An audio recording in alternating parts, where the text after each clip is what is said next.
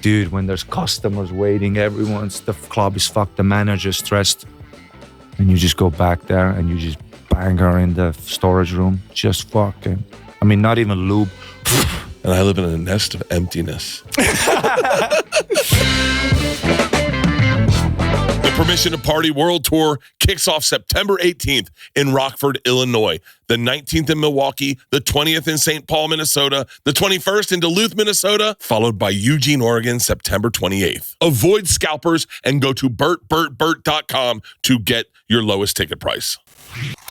Yesterday, I took a hit of someone's joint and they did that thing where, you know, it's weed and then the middle part has the wax. You know, they have wax in the middle and then the paper is dipped in acid. And I'm like, listen, I'm about to go mentally insane and I need to go on stage with John Stamos. Can I have a second to gather my thoughts? And John is like, I don't even want to say and I'm like, Jesus Christ, I'm about to say the N-word, John. Don't worry about the Do you have are we rolling or Christian? Is there phrases you say in Estonia in America that don't translate to There's Estonia? hundreds of those. No, can you bring back like a cool phrase from America, drop it in Estonia, and it's just as cool? No, that doesn't work. You don't have to wear those. Oh, I don't know what we're... Yeah.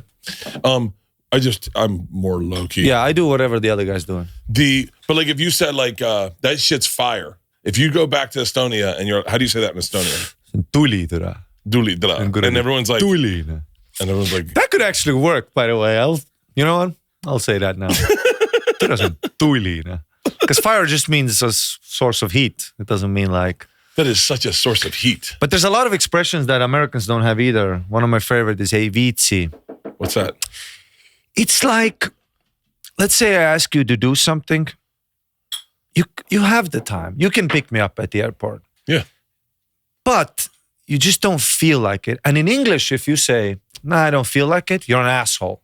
But in Estonian, you say ei viitsi. That just means, not right. Like no explanation. Yeah. It's just like, like help me move my couch. That's the feeling. Yeah, that would be great for sex with your wife. That's what 100%. Ei viitsi. Because when she goes, I'm not in the mood, then I go, hold on. Yeah, exactly. That doesn't work for me. Exactly. Change your mood. Change your mood. I'll give you a minute. Yeah, exactly. Yeah. Or I can just go angrily jerk off in the shower. Love a shower jerk. Dude, it's my favorite part of the podcast with you and Rogan was just his aversion to showering with dudes. Yeah. I don't. Have you slapped dick? Buddy? I've slapped dick. Like this. My friend's dicks. I mean, I wouldn't do it if I'm not comfortable around you, but... We had a guy who's now a cardiologist. I won't say his name. Shout out to... Who, when we were in... And he was very pale. Pale. And, yeah, we used to call him Powder. And so Jesus. there was a very popular movie about a white dude who was so white. His name was Powder and he attracted lightning. And so... pull up a picture of Powder real quick. So, and when one only wanted to shower by himself. Of course he did. We had a guy like that too, yeah. And the second we were all on alert, and the second we shower, we did make an announcement in our fraternity house, and we're like, hey, everybody in the shower, and everyone would get naked and get in the shower. And it got, so this was Powder. and then it got out of hand where like someone smacked him on the ass, and real quick, their handprint showed up on his ass because he was so white. It's so funny. And then we all just naked are smacking him. That's the funniest thing I've ever heard in my life. Now, I wasn't always comfortable in fourth grade, the year that the Karate Kid came out. I think it's all kids. Wait, you're Florida, right? Yeah. So that's why you're so loose. Yeah, we're just in that culture. But I would say it's a huge part of growing up. Of course, you're not immediately comfortable. Although my family was kind of comfortable with nudity because we sauna, naked chicks. Like I remember literally being like a 12-year-old kid where you start getting your first boners, and my mom's hot friends would like sit with their pussy, because you're on the lower level in the sauna, because I don't take the heat. That's what I said. It's not the heat, it's the pussy. And I would sit in front, and their pussy is from the back of my neck. I feel like the heat of their pussy. Maybe 30 centimeters from the back of my head. Everything I've ever wanted is right here. But you don't make it weird. It's just a normal part of...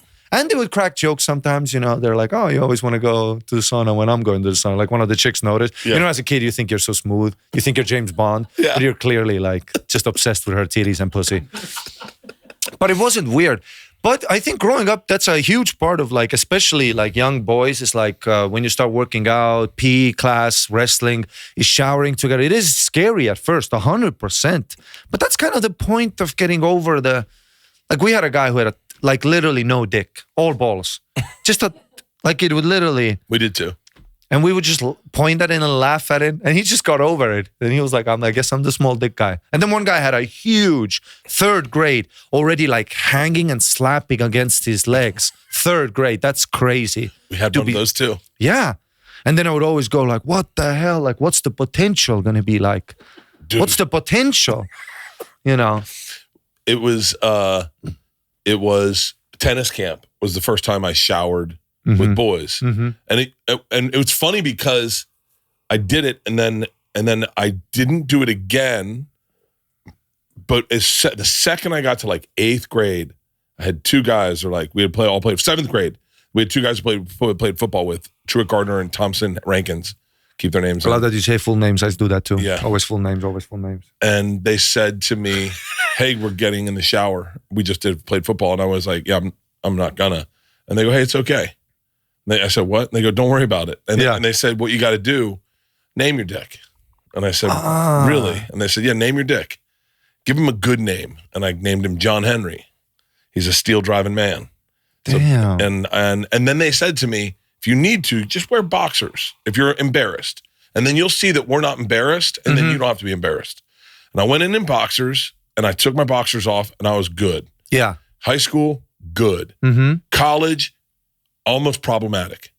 Like I was so comfortable being naked. Yeah. Oh, yeah. For me too. Yeah. I've actually, I've done some things. Yeah. Yeah. Because even for me, like sometimes I forget, that it's not for everybody. Even when there's chicks around, I don't give a fuck. Oh. Like it's not sexual to me. It's funny to me. It's never been sexual to me. I've never been a Louis C.K. Yeah. I'm always like, okay. No, I know exactly what you mean. Never predatory. Never predatory. Literally all fun and games. But then sometimes, of course, everyone has different limits. I was in our fraternity and the DGs were having a slip and slide party, and I was a pledge, and they asked me to make sure there was no glass because we were putting out a slip and slide. Make sure there was no glass, and I was hungover. I didn't check for glass at all. I was like, what are the odds there's fucking glass in here? I walk this yard every day. Mm-hmm. And they said in order to go before first person to go is the guy checked it for glass. And so I'm 18 years old and I take my pants off totally naked, whole sorority there, whole fraternity there. And I run slide down and perfect slide. I played baseball, perfect slide, and stood it up at the deck, stood up just like in baseball, slid to a stand up, turned around totally naked, raised my hands, and I heard, oh my God. And I'm like, that's my dick. I slipped, I cut my ass on glass and I ripped it and blood was pouring out of my asshole. And I was like, oh, wow. Oh, there is glass. I guess we can't slip and slide now. That's funny. I've never had a slip and slide. You never had a slip and slide? Never. That needs a hill, right? It does. We don't have hills. It doesn't, and it does. Oh, we don't have hills. There's no hills in Estonia? No. It's so fucking flat. Literally, you can't even ride a skateboard. You can't literally die. Because there's no hills. There's nothing to do. Really? Yeah. Where did you grow up in Estonia? The only place, the Tallinn. There's the one. dead center place or up by the beach? By the beach, yeah. There's That's one. a beautiful place. Beautiful. It is beautiful, yeah. Beautiful. It's cold as fucking. You get white nights there too. Cold as fuck. What's that? White nights where it's polar nights. Yeah, 100%. Yeah, it's just gray where you want to kill yourself. That's where Finland is like that. That's where they all kill themselves. Yeah, because it's gray. There's no. Oh yeah. There's no sun. What's sun? Night. Dead. Alive. It's crazy. It's crazy. And then people go insane there, in the polar, like near the North Pole. They just fucking, because for 3 months you don't know what's going on. Yeah, you're just there in the woods. Dude, I was in St. Petersburg for a while, and it was staying. By the way, I went to St. Petersburg, Florida recently. Nothing like the original. Holy shit, it's beautiful. Sorry, I interrupted your story. No, that's perfect. No, it is so different. I was born in St. Petersburg, Florida. Because when I booked the gig, I thought, holy shit. If they named something after Saint, I mean, if you name something after Paris, I get it. Yeah. If you name something after St. Petersburg, that's like, oh, you're going to Gaza, Florida. Gaza, Florida. I mean, I'm going to have expectations. Beautiful. Gay people everywhere. Yes. I stayed at a gay hotel by accident. Are you sure it was a gay hotel? No, everything was gay. I'll show you pictures. The key card had a guy with his butt out, and the key card says, "You up?" I locked the door, dude. Dude, because I didn't know. It said Mary Jean Hotel. I thought it's gonna be just a hotel. I check in. Dude, I saw them. They gave me one key card. I saw them print 7. You know what I'm saying? Dude, I slept on full alert. Dude, I took a room in the back corner, far away from the elevators, because my logic was if they're gonna fuck from room to room, you'll be the last one. Yeah, you'll hear something. And you know what was my room? 369. So there's no way they're gonna stop fucking before they hit 69. Fuck yeah, super nice, amazing people, gay people, so nice. I went down to the after party. Everyone just showered me with compliments, gave me a smooch. Did you do a show for them?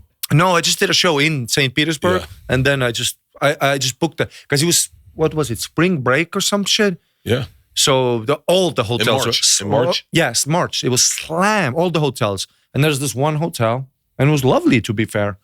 Yeah. I mean, it was pretty hardcore, like the shower. Dude, they had 4 different types of lotion. One was like organic, agave. Then there was some olive shit, and then there was some shit from China that didn't come off. You know what I'm saying? Dude, I put it on my hands, the mic. The other comedians were like, what the fuck did you do to the mic? I'm like, there's this Chinese lotion. Who were you with? I did that kid. Wait, what's it? Cam Patterson, David Luca, all black and me. Oh, yeah? Yeah. Cam Patterson and David Lucas are funny as shit. Funny as shit, yeah. Cam Patterson's really funny. David Lucas is one of my favorite people. Yeah, I just did improv with him yesterday. And watching David Lucas in front of an LA crowd is one of my favorite things. He goes pretty hard. You think? Also, he's a fat black. That's like undefeated. Like, you can't get offended at fat black. Yeah. Fat black's undefeated. Fat gay, fat black is the... Yeah. Like Tim Dillon, David Lucas, you can't really argue. Yeah. Because they're the guy. You know what's crazy? No one ever, so many people call me fat. Like, it's all I get. You're not that fat. To be fair, I had expectations of you being fatter, to be honest. Oh. You actually look... Can I be honest? Uh-huh. I had expectations of you being shorter. Everybody thinks I'm really short, yeah. Yeah. I don't know why I thought you'd be so much shorter. Because we've only met when you were sitting. Yeah. And then I've watched you kill Tony. And I thought you'd be shorter. Yeah. I remember when last time you were at the Mothership, it was like one corner is where the door guys and me hang out. And then the other corner was you, Rogan, Tony, fucking, I think Schultz was there. Yeah. And you were all smoking cigars. And it's like the millionaires corner and then the door guys. And then we overheard your conversation. It was about like mattresses or something. You guys were talking about how you get a new mattress that cools your body down or something. Oh, yeah. It's his podcast sponsor. And then Fuzzy looks at me and goes, man, I need to find my car. Like, he parked his car somewhere in Austin and just forgot about it. It's crazy. You talk about in America, the disparity between the rich and the poor. But even in the green room these days, there's a moment where like you're making, but it was never like that before. It was never like that. There was always there were like 7 rich comedians, like Seinfeld, Chris Rock, David Spade, Norm. Norm was on the fence. You didn't know if Norm had money. Yeah. But there was maybe 20 rich comedians. And then one day we were sitting in the hallway at the store and we were talking about our tour buses versus do you take a private to get to your tour bus? And someone was like, I fly private between gigs and I have my tour bus meet up with me. And I just sat, at the time, I had never flown private, and I had just gotten a tour bus, but I was leasing it, and I was like, "What happened to us?" I was like, "Wait, when? Like, does anyone stay at hotels? Does anyone fly?" I take the bus to take the bus. Yeah. But it is bizarre, dude. Everyone's rich. But then it happens immediately. Like it happens, and it's happening. It's happening to you right now. I mean, yeah. Of course, I'm making more money than I've ever made. It's happening to Cam Patterson. It's happened to all the Kill Tony kids. Are having a fucking splash moment where you're like, for sure, yeah. And it's crazy. I mean, you've done arenas. Yeah, Madison Square Garden. I moved to America in June as an open micer. August, I was doing Madison Square Garden. Are there comics? Do you hear comics talk shit about the Kill Tony guys? Well, that's all I'm hearing. Really? And I love it. Really? I love drama. Well, it's funny. You don't mind confrontation? I don't. No. Actually, I don't like confrontation at all. But I don't see it as confrontation. If I just want to hear what the fuzz is up. Yeah. I don't mind talking shit. And I don't listen. If I walk into a green room, when you walk into a green room, and just before you walk in, you hear big pops, riffs. Then you walk in and it gets quiet. Yeah. I like that. This show is sponsored by BetterHelp. Mental health awareness is growing, but there's still progress to be made. 26% of Americans who participated in a recent survey said that they have avoided seeking mental health support due to fear of judgment.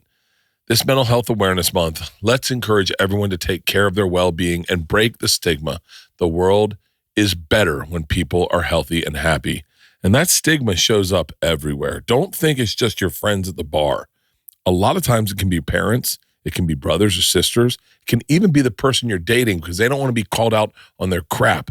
Trust me when I say therapy helps. BetterHelp is fully online, making therapy affordable and convenient, serving over 5 million people worldwide. Easily switch therapists at any time at no extra cost.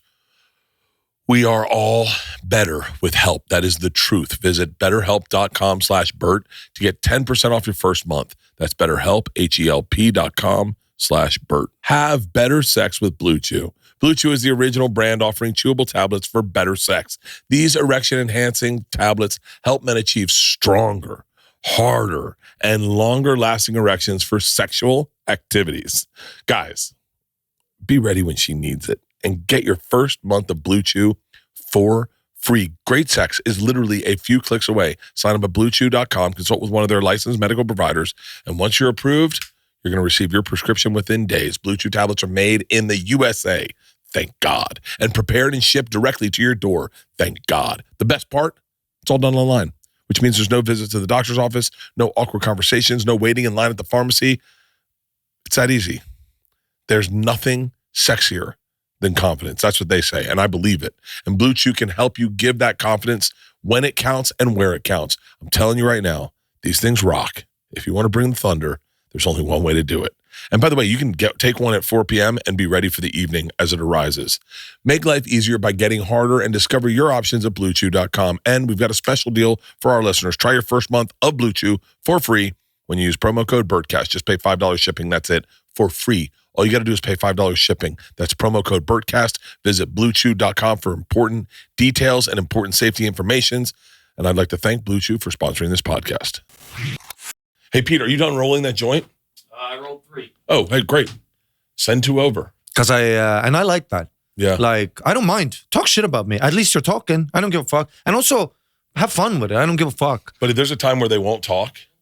I guess so, yeah. That's the eerie and that's time. That's when it sucks. That's the eerie time, when they don't talk about you. Jeez. You rolled these?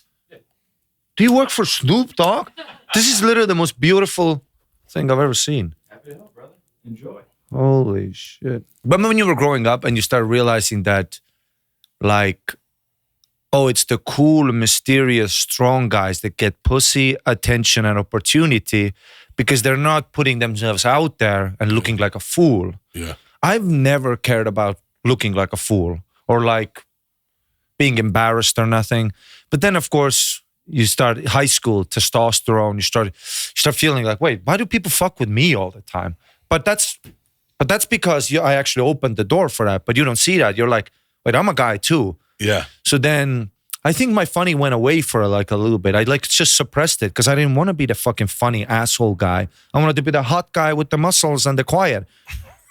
But of course, later you find out that guy wasn't, remember when chicks would think that the quiet guy is mysterious and smart? Yeah. He's actually retarded.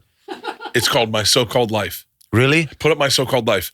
So in the beginning of when I first moved to New York to do stand-up, I met this dude. We got high, and he let me stay at his house. And he was like, hey, man, I hope this doesn't come out gay. Have you ever seen My So-Called Life? And I said, no. It's a coming-of-age story with Claire Danes.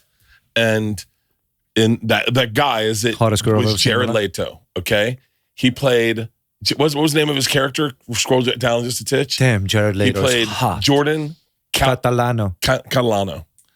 And you thought he was a stud. Turns out he was stupid. Mm-hmm. He was just a fucking idiot who all he knew how to do was comb his hair back. That's so funny. And so but that's the character you say. And I 100% agree.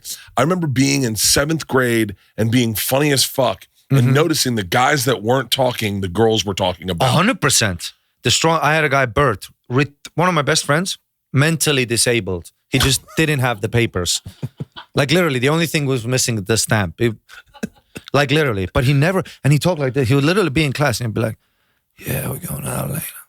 And you're like, what? Like he wouldn't leave and just quietly, but chicks obsessed what he's thinking. Because chicks, see a quiet guy and chicks watch You've Got Mail and shit and fucking Felicity and Ally McBeal. So they fill that shit up like, oh, the mysterious guy, he's got, what's going on? What's the, but it's just the monkey fucking. Yeah. But then, what's funny? Then you start getting 30 years old. And, I'm the funny, I'm not scared to be the fool. Now those mysterious guys, now chicks are evolving. The women are smart. They have their own careers and shit. Yeah. Now they're actually, if I'm at a party, I see a 45-year-old chick, I'll be funny and goofy around her and it will throw her off. Because all the other guys are trying to be James Bond around her. Yeah. And she'll actually feel this like childlike like happiness around you because you're like, yeah, you're not afraid to. So now those chicks, now the tables are turning. I've noticed. If I could go back, my favorite age, my favorite age of ever fucking women is right now, menopausal, fucking through the roof. 100%. My favorite is 50, Leanne's 54. I've never had more fun having sex with anyone. I think I'm more comfortable. She's more comfortable. Yeah. I would never want to go back to 17. I think sex gets easier once the death gets more looming, Because you don't give a fuck. Sure, put it in my ass. I don't give a fuck, dude. I have 7 years left. What was there was Stretch this asshole out. I don't give a fuck, dude. Like right now, I don't take stuff up my ass, but I reckon I'm about 5 years out. Dude, when you're 40, fuck me. It's like the meal before a diet. Yeah, 100%. You're like, I'll fucking eat it all. Yeah, when I'm 40, you're gonna fuck me. Sure, boys. Did you have the guy? So like there's a trope of like a stereotype of an American guy, right? Mm-hmm. And so like you had guys that were genuinely funny, right? Mm-hmm. And then you had like meatheads who everyone thought were funny, but they were very hacky. Like they just did like a Borat impression. Uh-huh. And did they have that in Estonia? I mean, I was pretty hacky myself. I was pretty loud. Like I was pretty loud. But they were like the silent assassins. I remember my friend, he's now like a physicist. Oh, not a physicist. He's studying mushrooms in Brazil. Like a quiet guy, super smart, but also same thing, because he's so smart.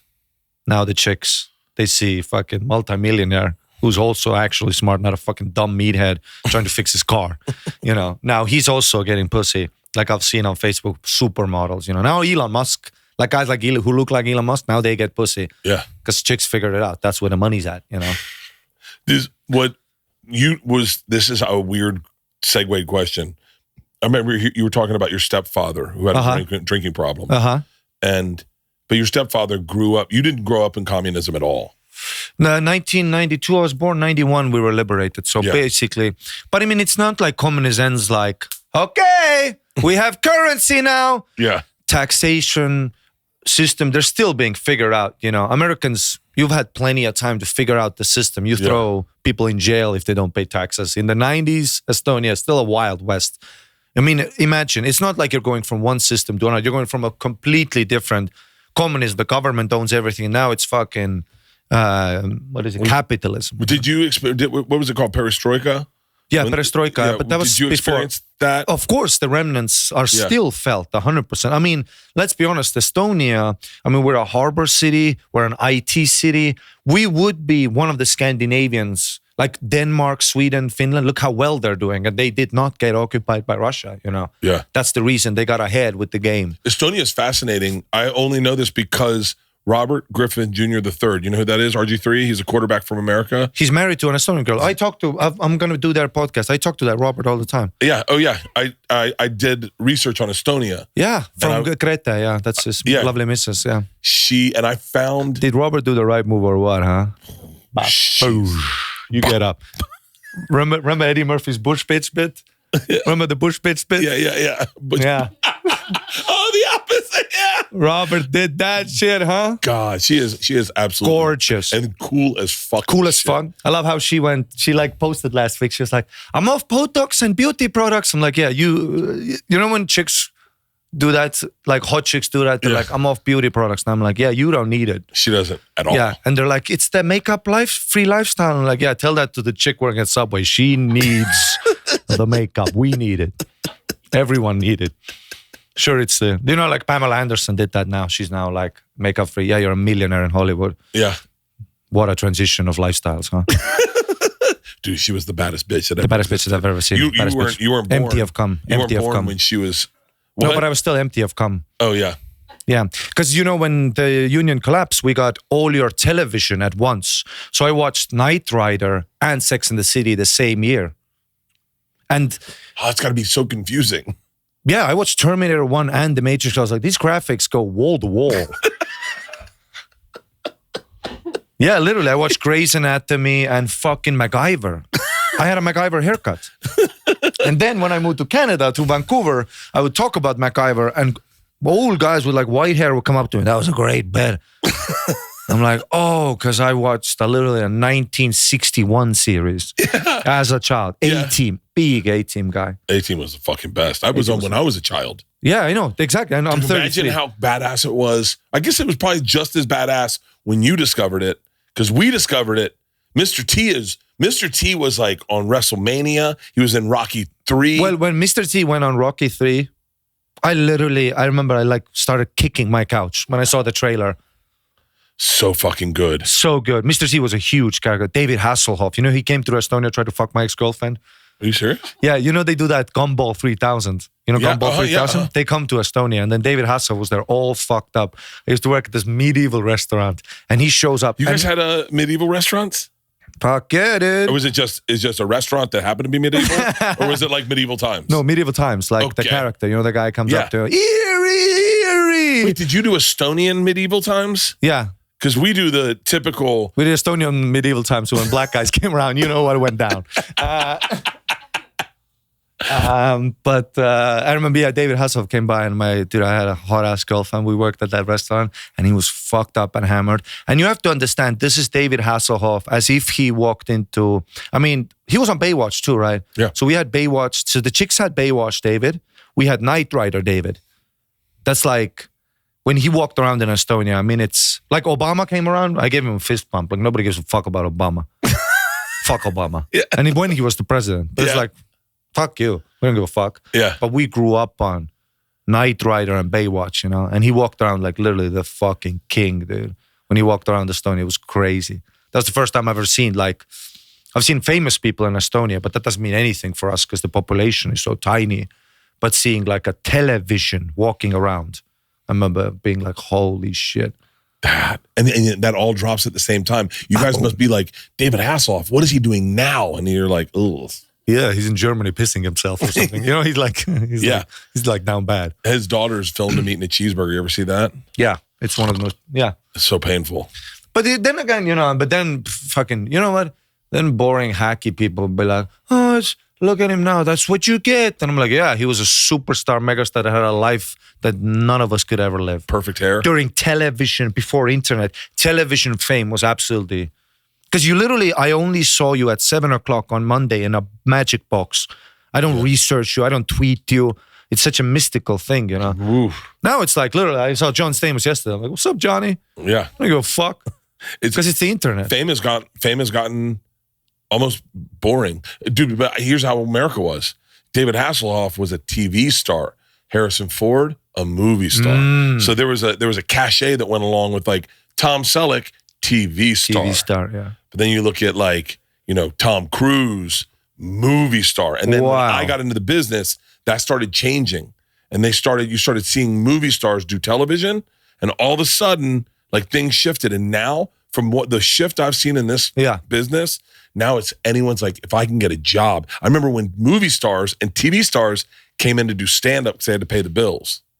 And you were like... It is funny that how stand-up, our dream is someone's post-cancel or financial destruction career. Like everyone who's been canceled, they go to do a stand-up tour. It's same with podcasting. 100%. It's like you watch people like... I would say I said this in therapy the other day. I'm a stand-up comedian. That is all I am. I'm not a podcast. I happen to have podcasts and I enjoy podcasts. I listen to podcasts, but I'm a stand-up comedian. That is number one. You will never say like podcaster Bert Kreischer. That'll never be my moniker because I'm not that good at it. Like I'm not like Rogan's an amazing interview. Theo's amazing. Tim Dillon doesn't need anyone there and he crushes it. Oh yeah. Yeah. Tony Hinchcliffe, stand-up comedian Stand-up comedian for sure. Podcaster second. Never. Red Band, podcaster, stand-up comedian. Exactly. Yeah. But even I think that's the misconception about Joe. Dude, he still hangs around on mics and goes out for a bit. He's a stand-up comedian. In my opinion. Yeah, no. In my opinion, it's not Joe's an opinion, stand-up. it's a fact. He talks about stand-up more than anything ever in his life. He owns a comedy club. He's done more for stand-up than any one individual in this entire fucking world. And he doesn't own it like a celebrity owns it where, they just put their name on it and never go there. No, he's there literally looking at comedians and then like asking us around who's the killer, what they're doing. And that's like Joe Rogan. Joe's the only person I talk to about like writing. Like I was going to text him today because I get on my phone too much. My wife said, if you're a comic, this is brilliant. This is possibly the best writing tool I've ever come across. My wife this morning said, hey, you're getting on your phone too much and I think it's depressing you. She goes, set a time limit. And at the end of that time limit, like 10 minutes, whatever you're watching, you got to write a joke about it. And then you can get back online. But you can't just scroll. So I set a time limit for 10 minutes. And the first thing I came across was, and it was a surfing video. And then it shut off. And I got on my controls and I couldn't get on it. And I went, okay, let's write a joke about surfing. And then I was like, sat down, I started writing. And then I wrote like literally 10 minutes of just a bunch of shit. And it started with surfing and how I follow things that I follow things so much and I become a quasi expert in them, but I've never done them. Like when someone brings it up in a conversation, I'm like, oh yeah, Chiapu's like one of the thickest waves out there. And they're like, oh, you surf? I go, I've taken a class once. Like MMA. I was on a plane the other day and someone was talking a little loud and I said, easy, take this guy's back, choke him out. I've never taken a class in my fucking life, but I've seen so much MMA. That's funny. Yeah, or sex. Those time limit, dude, I'm on my phone too much too, but those time limit apps can suck me off, dude. It ain't gonna work. Yeah, day one. Like I love how you said today. Yeah. You know what's gonna, dude. I haven't got back on my phone because I don't want to write another joke. And also like for me, all those, time limit and those apps, dude, if the devil is in my house, I'll hang out with him. You know what I'm saying? I'm not that guy that you can just, for a 10-minute limit to work, there needs to be a silverback gorilla that takes this phone out of my hand and I need to fight him to get it back. All the Andrew Huberman, like, before bed, 2 hours, no blue screen, blue light, no reading, no mental thoughts. No, you have to be horizontal, staring at the ceiling with a low blood pressure. So now for 2 hours a day, so now 30% of my life, I'll be Amish. Is that what you're trying to tell me? That's why I hate all those, Like I've tried that shit. Leave the phone don't take the phone into the bedroom. Day 3, fuck you. Just fucking 2 screens sideways with a pizza in my mouth. Just fucking scrolling into oblivion. Today, I was on my computer with my phone. And I was like, big screen, small screen, big screen, small screen. I was looking at, was my Instagram pulling up I'm looking at motorcycles. Yeah. So I'm going through motorcycles, custom builds. And then the other one, I'm researching Estonia. Dude, that's my favorite is when, sometimes I'll literally be on Facebook on my laptop and be on Facebook on my phone in the same chat. But I'm searching for the link in this chat because it's a bigger screen, more info. Yeah. Big. And then writing the current one on the small, dude, I know it's destroying our lives, yeah. Choosing work boots used to mean you had to sacrifice comfort for durability. If they felt good, that means they didn't last. And if they lasted, well, they wrecked your feet. Brunt Workwear finally ended that trade-off, designing boots that withstand the toughest jobs, right there on your toe, and are comfortable as your favorite sneakers. Founder Eric Garrard grew up blue collar and started Brunt after his friends in trades encouraged him to start a workwear brand that was really built for them. That's why all Brunt's products are named with the guys he grew up with. Whose are these? Marin. He knew Mark Maron. This might be the most comfortable work boot on the planet. They also deliver the real performance you need on the job, whether it's waterproof or a safety toe or a soft toe or pull on or lace up, they've got you covered. They're so confident these boots are going to blow you away that they even let you try them on the job risk-free. Let me tell you something. They're comfortable as crap. I throw these on and I look like I work for a living. I'm being serious. I threw them on with a pair of jeans the other day and my wife's like, what are you doing? And I was like, I want people to think I'm a man. Brunt didn't just make durable work boots. They reinvented comfort for the hardest worker out there. For a limited time, our listeners get $10 off at Brunt by using code Bertcast at checkout. If you need work boots that are comfortable, just head to bruntworkwear.com and use code Bertcast and you are all set. After your purchase, they're going to go, yo, where did you hear about us? Dude, please support our show and tell them that Bert sent you. Guess who tried nicotine for the first time ever in her life?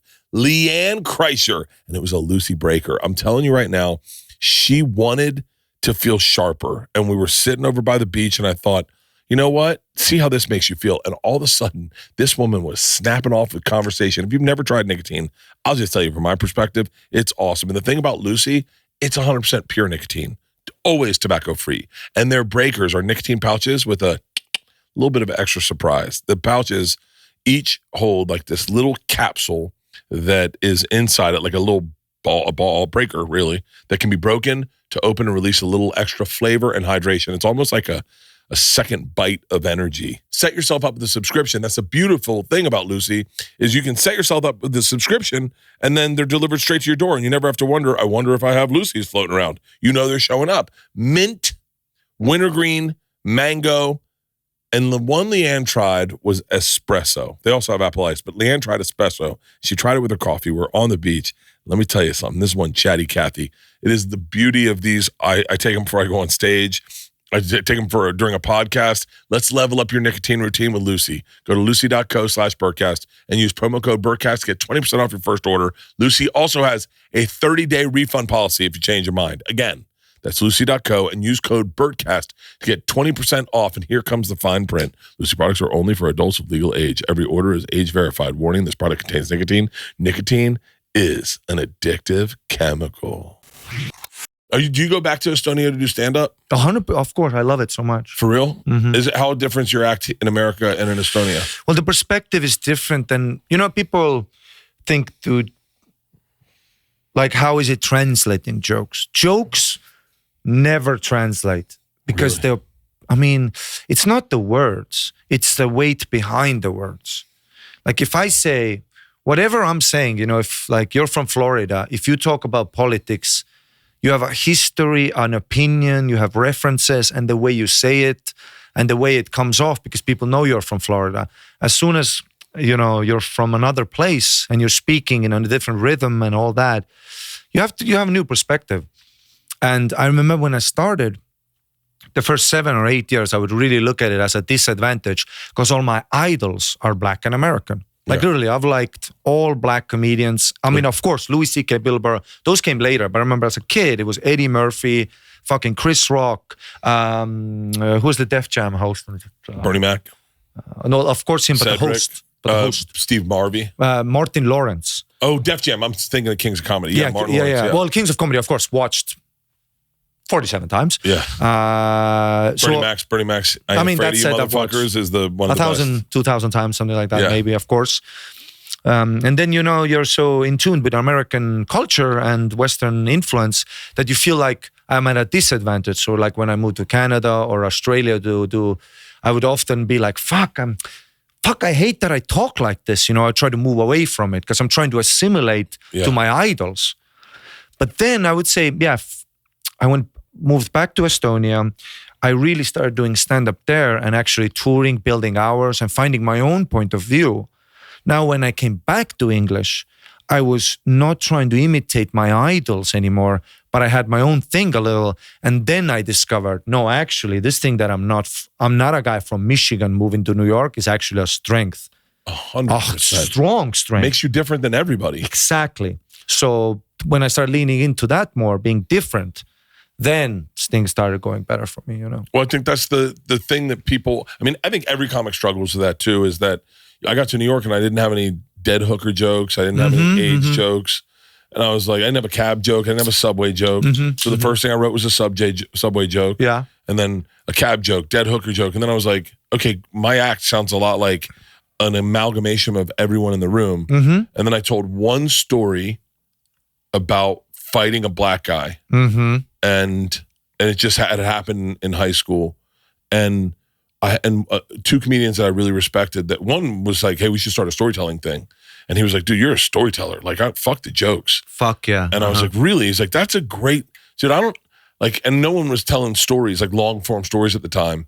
And I was like, shit, but you still go, I don't want to be so different that no one watches me. Oh, no. Of course, you don't want to be, you don't want to be the old guy under a fucking bridge. Yeah. And I was like, I don't want to be like I get up and everyone's like, oh, fuck, here comes a story. No, I always say this to like comedians with their first 5 years too, like, because there's so much influence through podcasts and you hang around, especially if you're in like somewhere at the Mothership, you'll hang around with your like elders and you'll start thinking of the same issues they're having, and you'll start overthinking it a lot, So that's why I always say to beginning comedians, it's like, no, don't be scared to even imitate if it drives the creative force forward. If you need to go through this phase, like I remember when I was maybe 4 years in, I watched Todd Barry's special, then the crowd work one. Oh yeah. Then I got into Big J Okerson crowd work, and then I thought, now I gotta do the crowd work.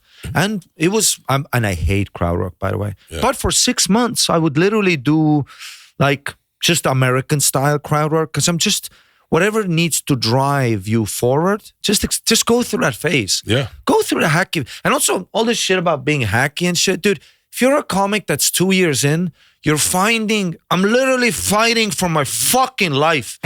Of course I'm going to be hacky. I'm trying to relate. I'm trying to kill. I can get up here. Those guys that 1 year in, they're like, so when Jesus was born, that's too big of a door for you, my friend. That's too big of a fucking door. You're a leaf on stage shaking. Yeah. Don't open this door. Yeah. You're a 19-year-old kid. You just took a shit. Talk about taking this shit. Yeah. Talk about your first boner. I remember when Louis C.K. had the dumbest joke about eat a bag of dicks, and I just went, yeah. I was like, you can still talk like that? Yeah. Like I thought you had to. I thought once you got to a certain level, I thought if you were talking about taking a shit or eating cum or some base thing, that you would always be base. And then I watched Louis do his versions of that, and it was eye-opening. I was like, oh, so I can just be myself. Yeah, and it's also relatable. Yeah. I don't even believe in that. Listen, if you went on an airplane and something happened on that, it's your story to tell. Who gives a fuck that Richard fucking Dreyfuss did it in 1654? I don't give a fuck. Everything is out there. Every clip is out there. Every comedian has done. If it's your personal experience. Yeah. Of course, there's what I think is hack is when you start doing material that's out of fear because you don't want to bomb. So you're doing easy jokes because you're grabbing the first fruit that you can. Yeah. That's what I think hack is. But no topic is hack. I remember my good friend. Do you know Daniel Sloss? He's been on here, right? Yeah, Daniel. He's my good friend.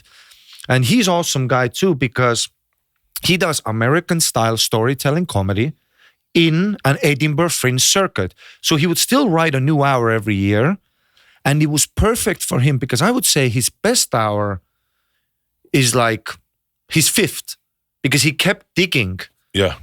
Like who he is. And that in this consumption era, there's a lot of comedians that haven't put a special out because they're just scared of the feedback.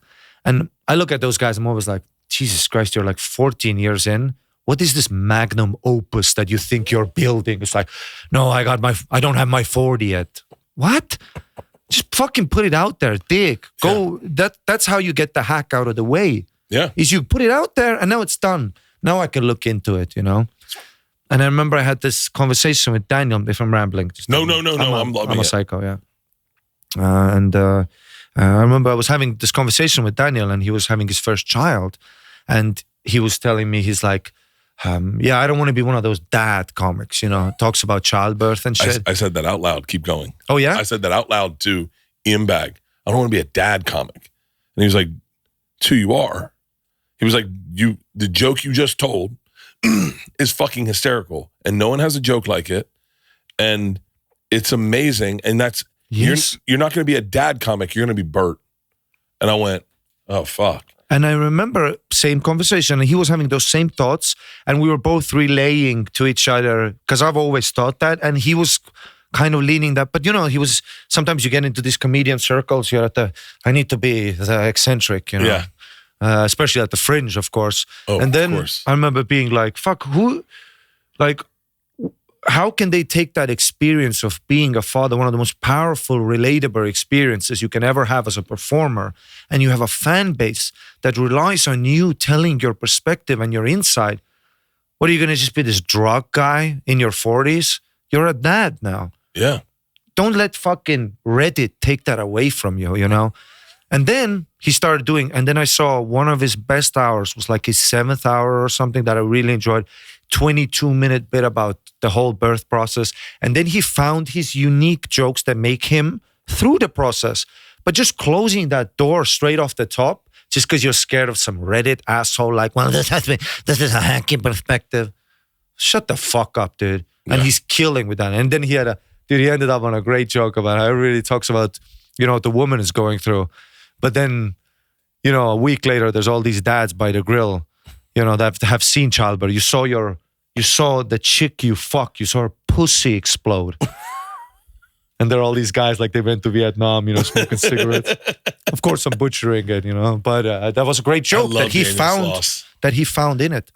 There was that whole scene in England, and like the Kai, Daniel Sloss. Kai Humphries too. Shout out, good friend of mine.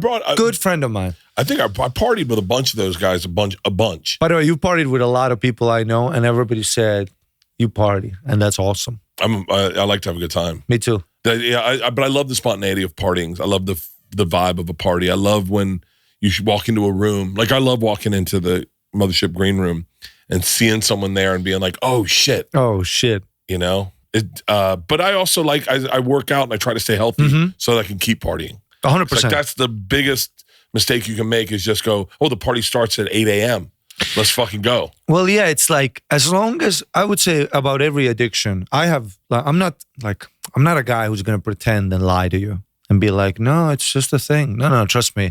If I haven't had a drink for like a week, I'll start to feel weird, not that I need it, but I'll be like, what the fuck am I even doing in life? Can I enjoy it for a second? Yeah. But every good time has a receipt. As long as you know that there's a receipt. I like that. There's a bill to pay. I like that. Yeah, there's a tax. Yeah, there's a tax. The bill's coming. The bill comes. Sure, have the steak, have the wine, riff, take the hit of the vape, take a hit of the joint, be it till 3 a.m., even though you have a 7 a.m. flight. Do that, sure.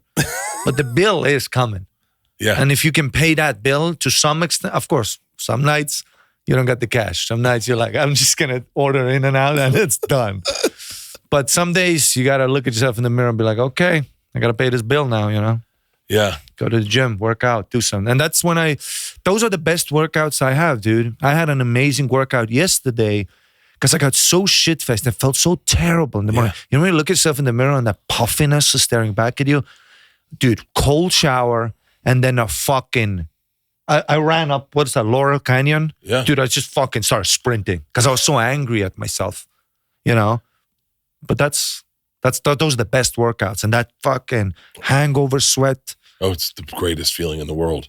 And every night, listen, I'll tell you, this guy, another comedian, Andrea Jin, just brought it up to me that she's like, every day you tell me that tomorrow, meet up 9 a.m. We're going to do breakfast, a hike, and then water. Every day I'll tell you, and I'll believe it. I'll literally look you in the eyes and be like, sure, from tomorrow I'll be a jiu-jitsu athlete. I'm going to be a professional jiu-jitsu athlete, and maybe I'll go surfing in Hawaii. I'll change my life. I'll never smoke this piece of shit weed again. Fuck this. Not even coffee. Fuck coffee. Yeah, I'm going keto. 100%.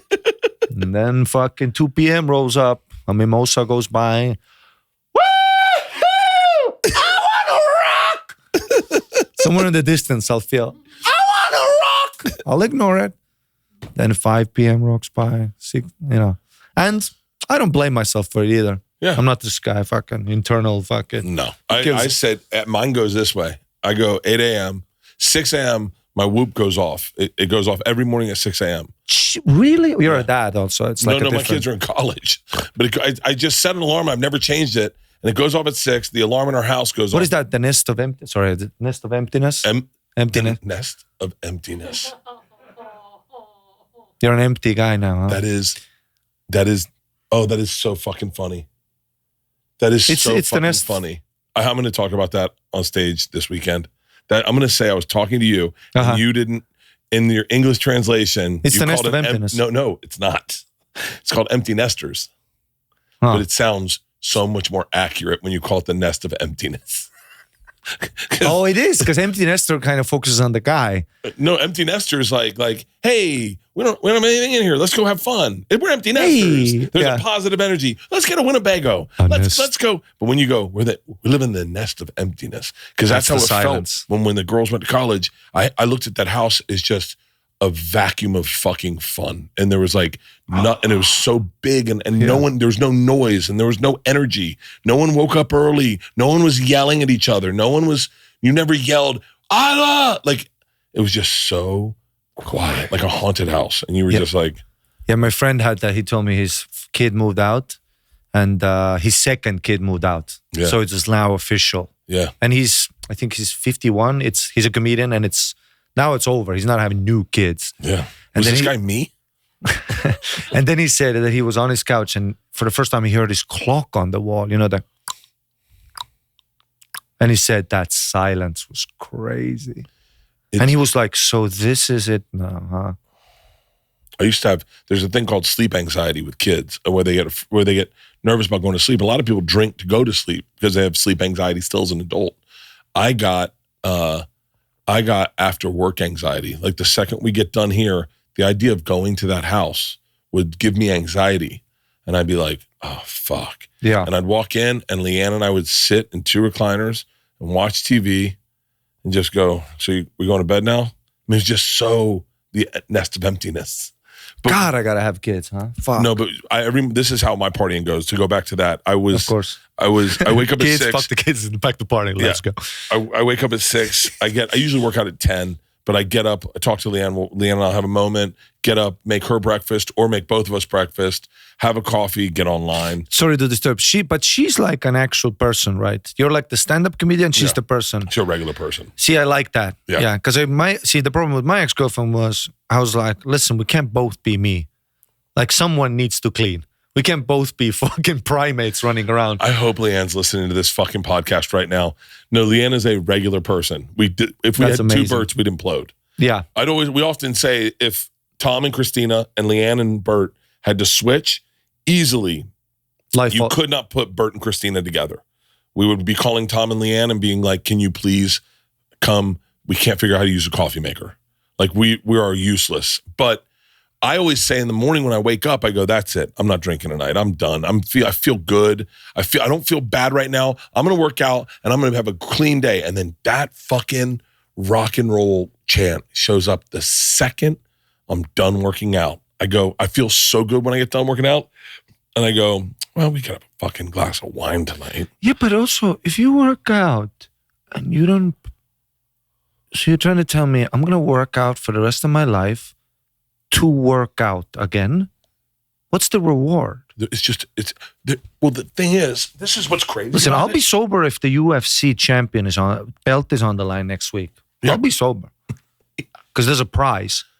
But to be sober.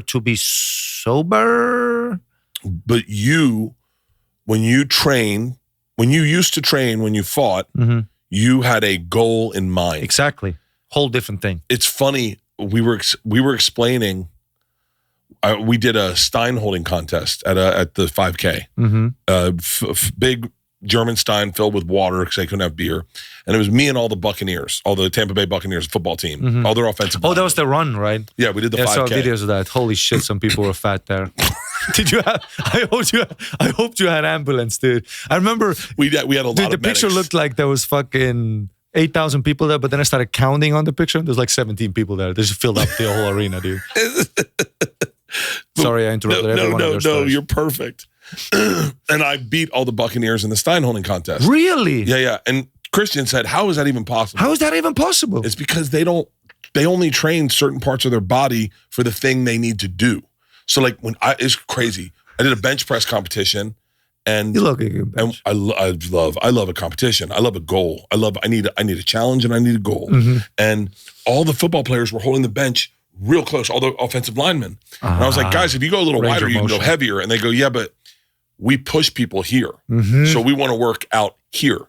And so they never do a front raises. Why would they ever do that? They don't need that muscle. That's so true. And I do them because I want them to look good. If I saw my team doing front raises, I'd be like, get the fuck. Yeah, if you saw an offensive lineman doing these, you'd be They're like, gonna lose. What the fuck does he need that? He does squats, he does deadlifts, he does calves, he does all the shit he needs to use. So they don't really develop. I mean, they have huge muscles, but that's not their first muscle in mind, is that front delt or that back delt or whatever. And so I beat them all. But it's crazy when you work out and you have a goal in mind. Like I went to the bench press contest, it was 325 pounds I had a bench. And all of a sudden my brain shifted and I went, I can't cheat on anything. Wow. If I cheat, I'm cheating myself. And I never thought that way with working out. I was always like, well, just get me the fuck out of here. Yeah. I showed up. I'm done. That's enough. But it's the truth. It's like right this morning, I was like, so wait, what is my goal? What am I working out for other than to work out again tomorrow? And I was like, I need a goal in mind. I need something like tangible that I can fight for, you know? Yeah, 100%. And also like, dude, I gotta chill. I gotta chill, dude. Yeah. Like when am I not gonna have fun then, you know? Oh, I don't understand. Like Rogan quit drinking. Yeah, he'll be back. I know, he has to. He'll be back. Yeah. He's a fun lover. See, as much as people see, this is also, he's shredded and all that because he spins his blood in a fucking, I don't know what kind of clinic he does, but he looks insane. Looks crazy. No, he looks insane. He's literally an insane person. He sent me a picture Have you ever of him. given him a hug and you're like, I could climb on your back, like easily. There's crevices here. Dude, he sent a picture of himself shirtless, Jesus Christ. flexing to me. Jesus Christ. And I I do love that. I That's put it funny. in AI and it didn't look different.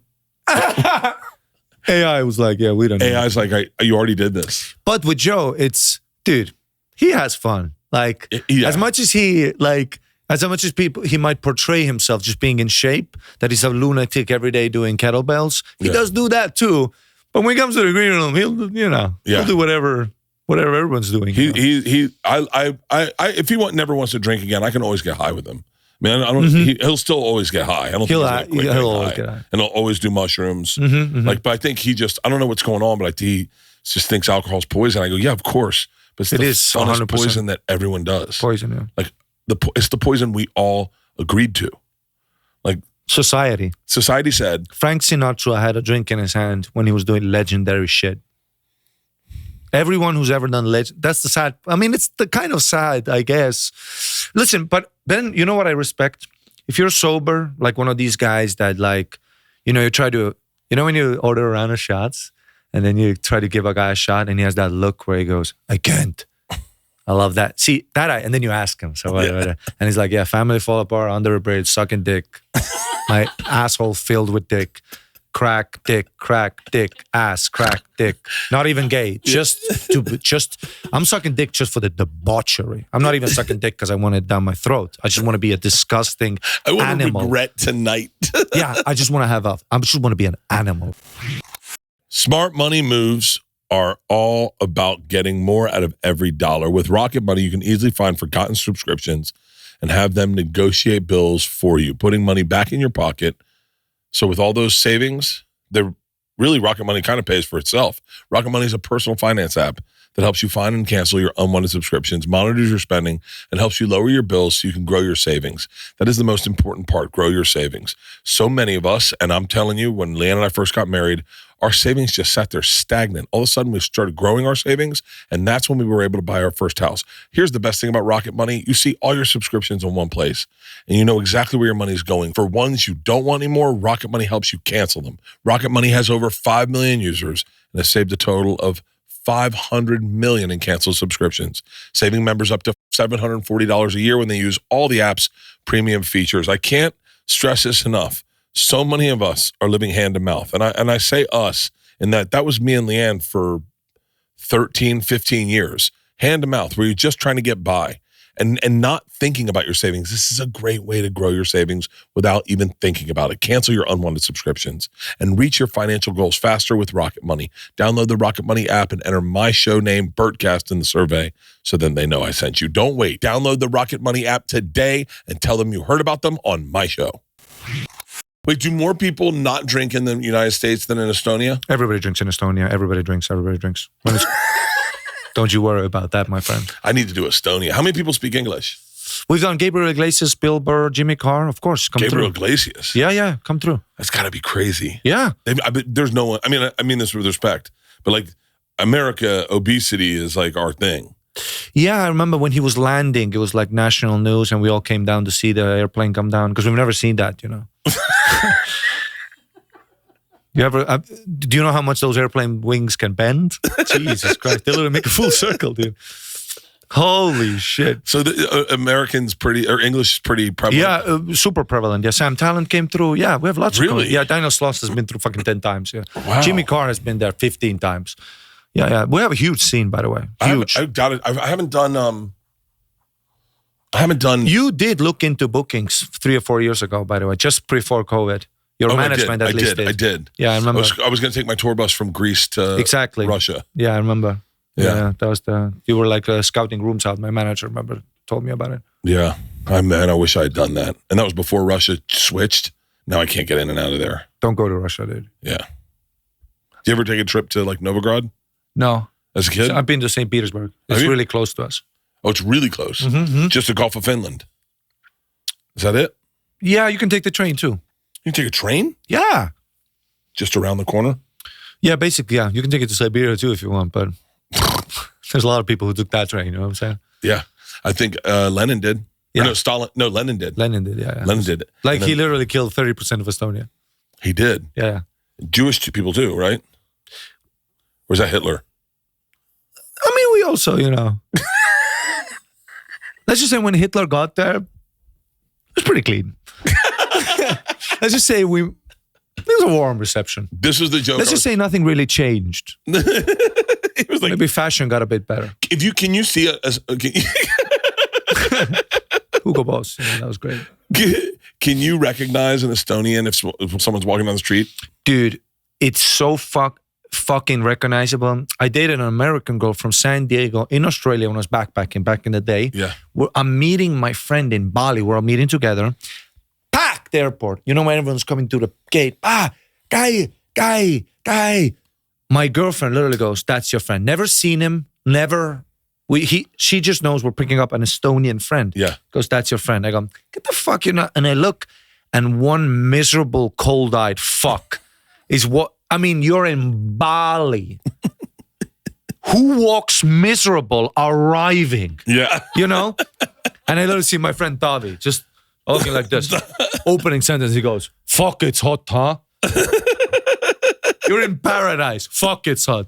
And then I asked her, like, how'd you recognize it? He said, it's just those cold blue eyes, the tall, lanky guy, all fucking. We just have that look, yeah. It's a very recognizable look. And I wondered because I was thinking, like, all these areas of people were kind of landlocked during communism, so not a lot of people could take off and go to different places. I'm trying to figure this bit out, but like Chinese people have always looked Chinese because they don't go anywhere; they just go China. 100%. Japan's just an island; they look Japanese.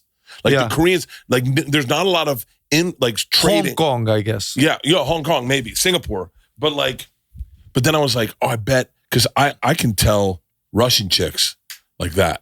Yeah, me too. I can see if I see a Russian chick, I go, me she's too. Russian. It's that bone structure and those eyes. Dude, the jaw sometimes. You're like, you're not from this country. Yeah, you haven't. That's a fucking hard. That's not a corn-fed jaw. Yeah, that's a jaw that can fucking put on boots and dig a cow. Yeah, that's a buckwheat jaw. That's a potato and buckwheat jaw. But we, in America, we're so, I found out today, light-skinned people. Oh, rapists, yes. I found that out too, yeah. Yeah, it's crazy. I Googled it. It's crazy. You know what I did? I Googled the other day? How much did and Google said slave cost?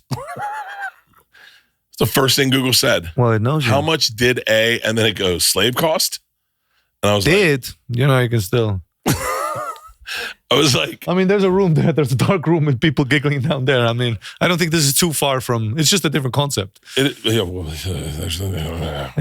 something to be said about what goes on in America with our fucking economy. When you think about kids changing and not wanting to work for someone else and want to have I just want to be a YouTube star. I want to be and then you go, they look at having a job as slavery. Like what? Like I'm gonna fucking go to a fucking dude. What? Yeah, dude. I know it's always the romantic reminiscing part of your brain, but dude, I love having a job. I love the thought of like when I was a bartender, that's what I used to do. And it's a universal job, did it around the world because it's easy to get and you can fuck chicks, dude. I'm right here. I'm right where the pussy's at all day, every day. I'm getting in hours. If I'm 40 hours a week around pussy, it's going to happen.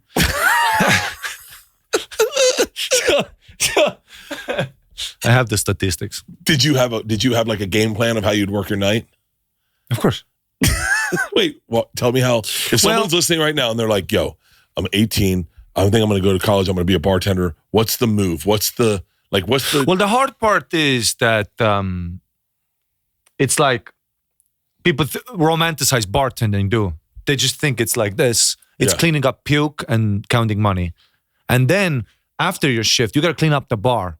For this bitch to stick around, when the lights come on at a bar and for her to still stick around, that's a reality check for both of us.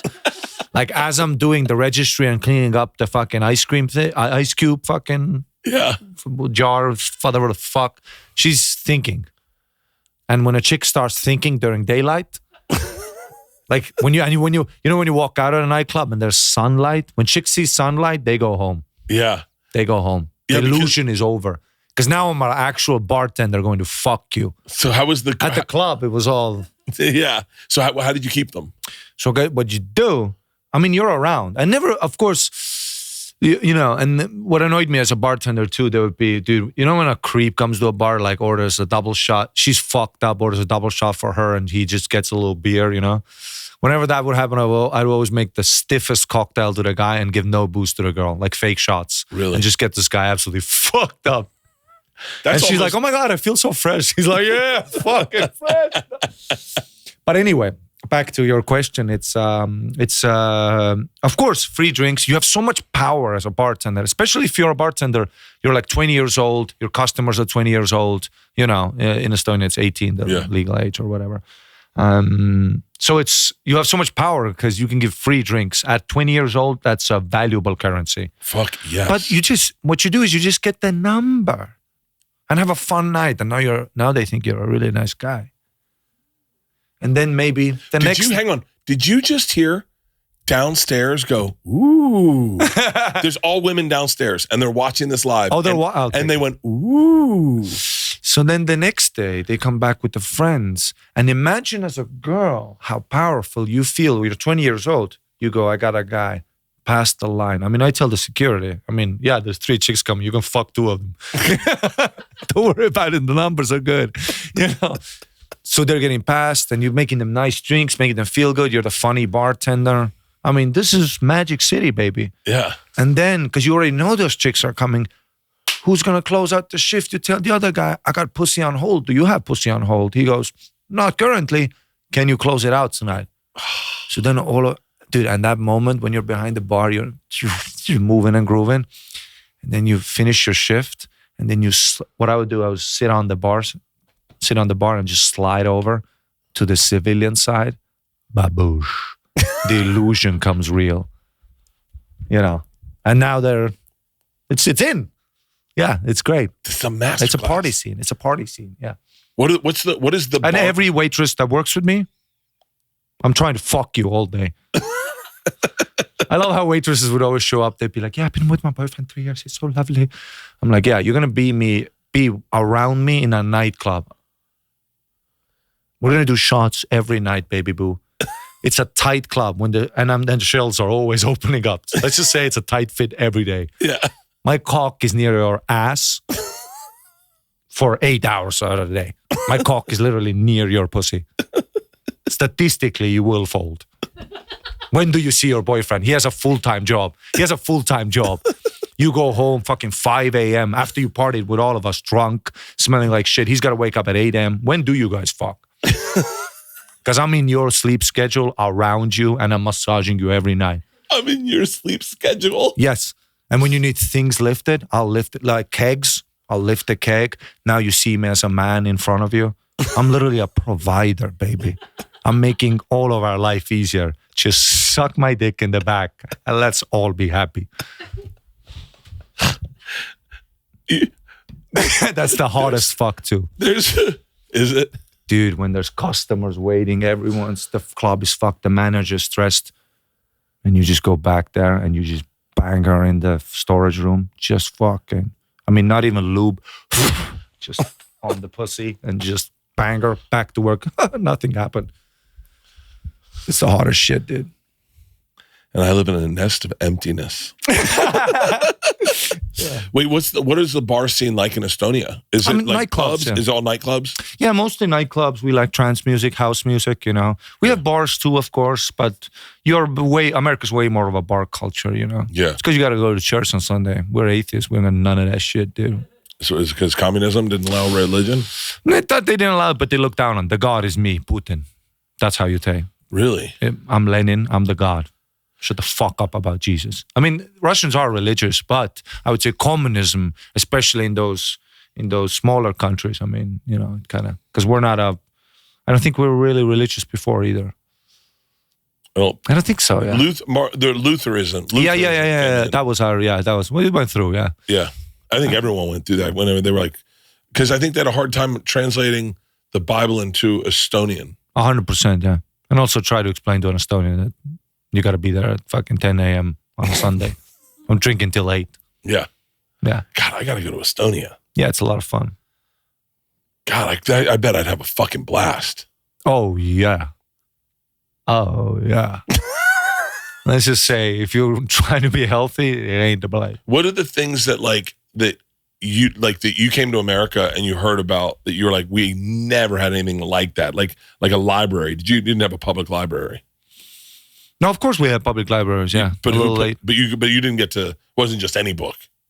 It was like state-approved books. Oh, no, you had public libraries. Yeah, yeah, but of course, yeah, my parents, yeah, of course, no fucking, my mom would literally tell me a story when she was like 27 years old, maybe not 27, maybe early 20s or something, and then her friend comes up to her at recess, goes, "Psst, we gotta go now."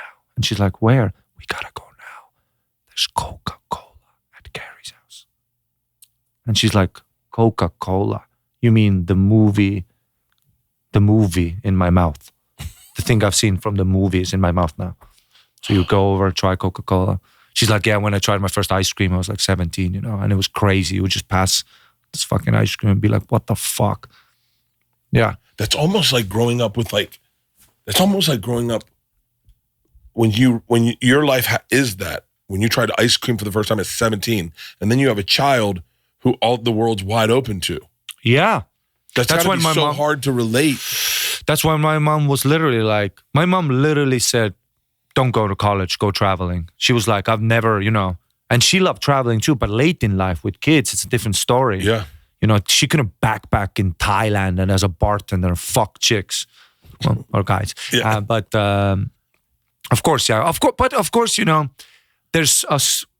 everyone still has fun, and there's a certain value of, you know, like people say about communist art, you know, that's why it's often very beautiful too, because there's a certain art form to saying things through the flowers, you know. Yeah. Like you can't say fuck the government. You can't be just fucking on Jimmy Kimmel do a impression of the president, you know. Yeah. But you can kind of relate. You can write maybe a fucking weekly newsletter, and then the students are in with your lingo, and you can kind of get away with it. But my favorite Russian book I ever read in Russian, I think, is called We. Is that, type in, if it's a Russian book, We. That's a Nintendo, I think. Oh, it might be a Nintendo. Yeah. Holy shit. I have the worst Russian book, and I think it's called We, or maybe that's the Russian word. Yeah. Oh, okay. What is it in Russian? I need to hear it in Russian. It's just me? Okay. I guess I'm retarded. So That's all I know. I don't think it's a very big book, and I read that. I know I read it in English, and then I had to read it in Russian. Oh, I know this book. It's the society, the dystopia. Yeah. It's the dystopian society, exactly. and it's all about Russia. Wow. It's all about communism. Yeah. And it's fucking fascinating. Fascinating. To know that was written. What year was that written in? Pull that up. It was early 1900. It was written way before. It was written before the World War, I think. Was it? I think so. Let's see. 1924. Okay. So yeah, it was written right after communism, but before World War II. Mm-hmm. And it's crazy to think. I always think if you give me parameters as an artist, I can perform so much better sometimes. Well, that's what. Well, and that's yeah, an argument for art, communist art. But there are parameters right now, currently here too, of course. Yeah, I don't think so. Drop the M-bomb right now. So there. Just bleep it out. So there are social and cultural parameters. It doesn't always have to be enforced. Yeah. And I love parameters too, dancing around. And that's why I think that the comedy scene in Estonia is so thriving, is because of all these parameters in the past. And now there's a new generation that is getting all this release. And I think there's kind of a fuck the system vibe in the air. That's how I do a stand-up in Estonia. It's a very fuck everything kind of vibe. And I think people really relate to that because it's like, fuck. That's what we've all been wanting to say, Sweet. Walk me through your life.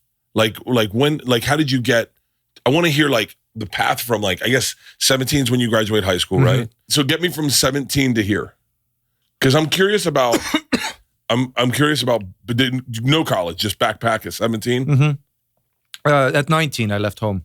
19. Yeah, 19. I went to Thailand for a year. No, actually, I was there for 6 months.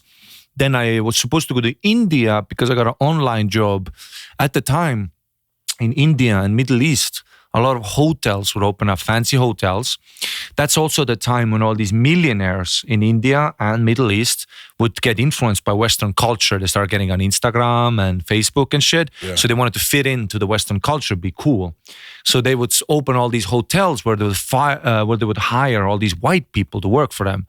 An Indian guy loves a white guy telling him what to do, like at the gym. Really? Yeah, like imagine you're a billionaire Indian guy, you have a hot Indian wife, you have a mansion, and then you maybe have a gym where just a shredded European guy tells your wife, do some splits.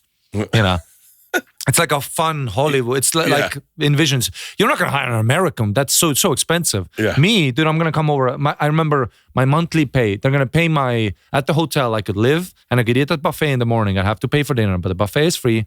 And it was $600 a month, And that for Estonian, I'm like, all right.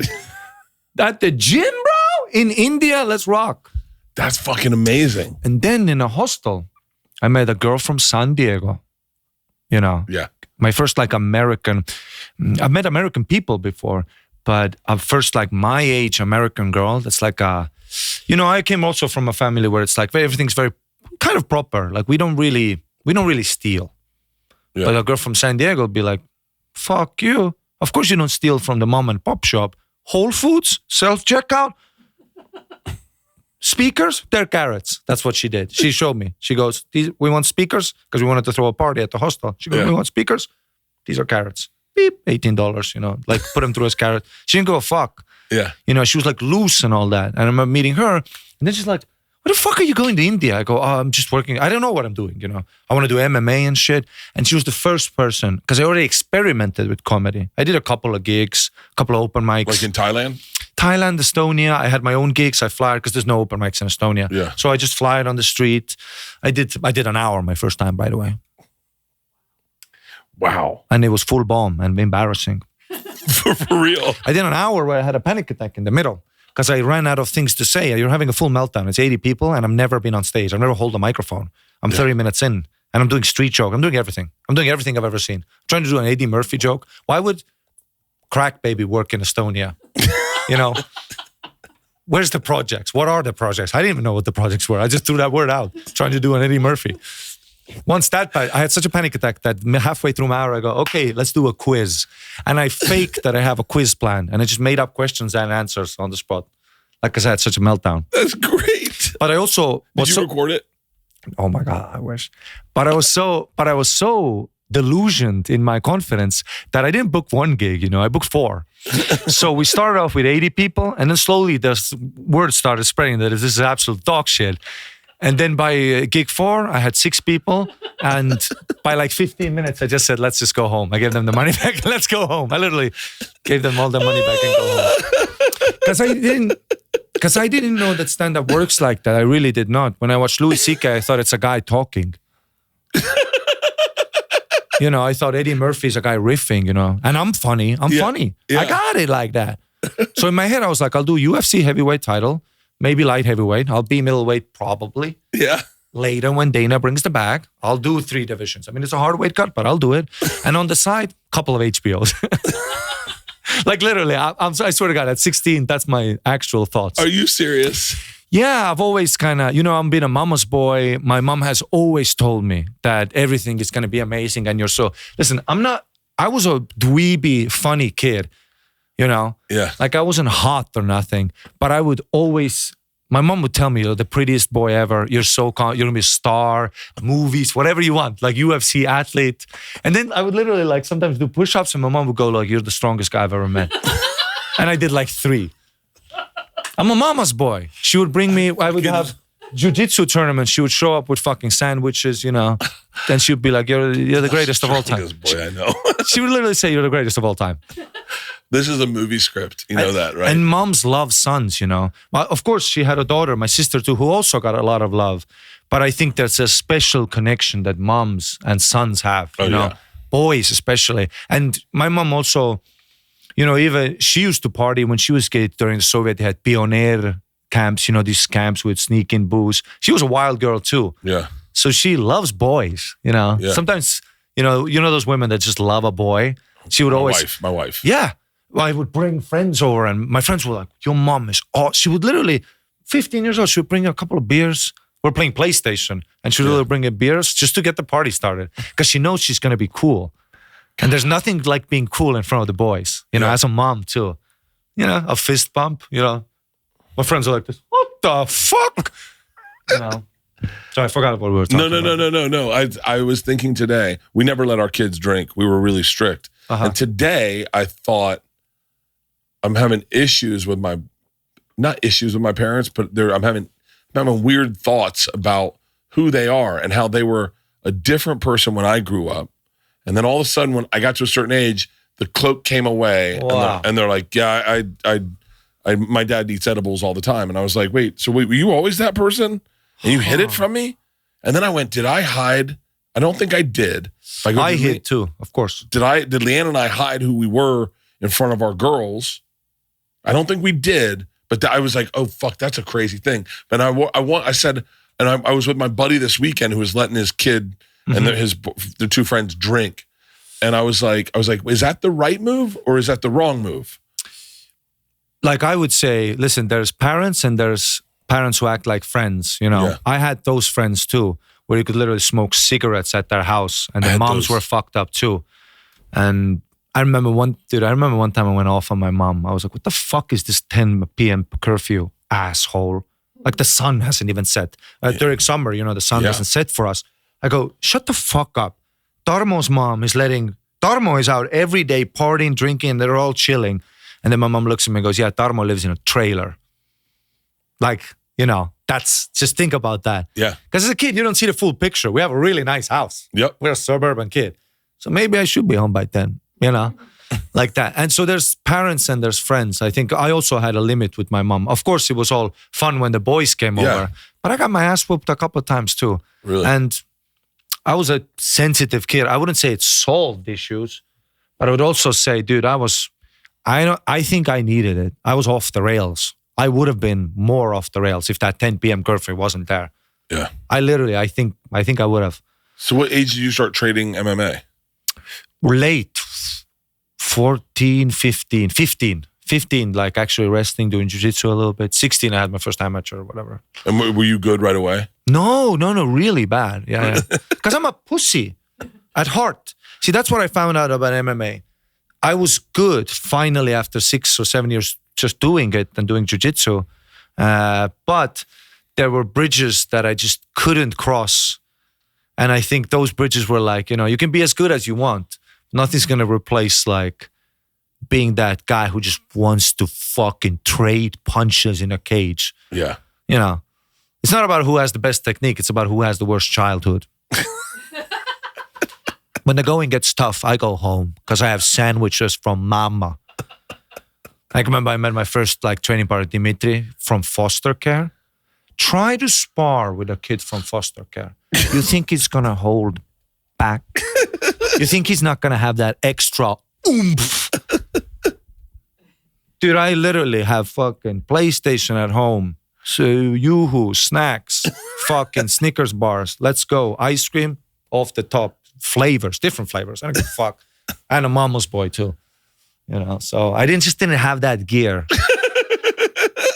I wish my mom died tragically or some shit. Then you have that fucking trauma, dude. What was it like? What was getting out of MMA like? Oh, perfect loop back to what we were talking about. Remember Sinead, the angel from San Diego I met in the hostel? And we're backpacking around town. She's she's teaching me about backpacking culture. You gotta just, our stuff got stolen in Indonesia from our backpack. Little Indonesian boys, so smoothly. Little cute kids. Of course you're gonna hug a kid. Yeah. It's a cute boy. And during the hug, back to your backpack, everything's already out. And then they just walk off and 10 minutes later, that's when you both realize your backpack is full open. Yeah. All of it is gone. They literally somehow took the cash from the wallet, put the wallet back. I don't even know. God damn. And the rage inside of me. It's me and my girlfriend. Somebody hurt my ego. I'm the guy. I gotta be.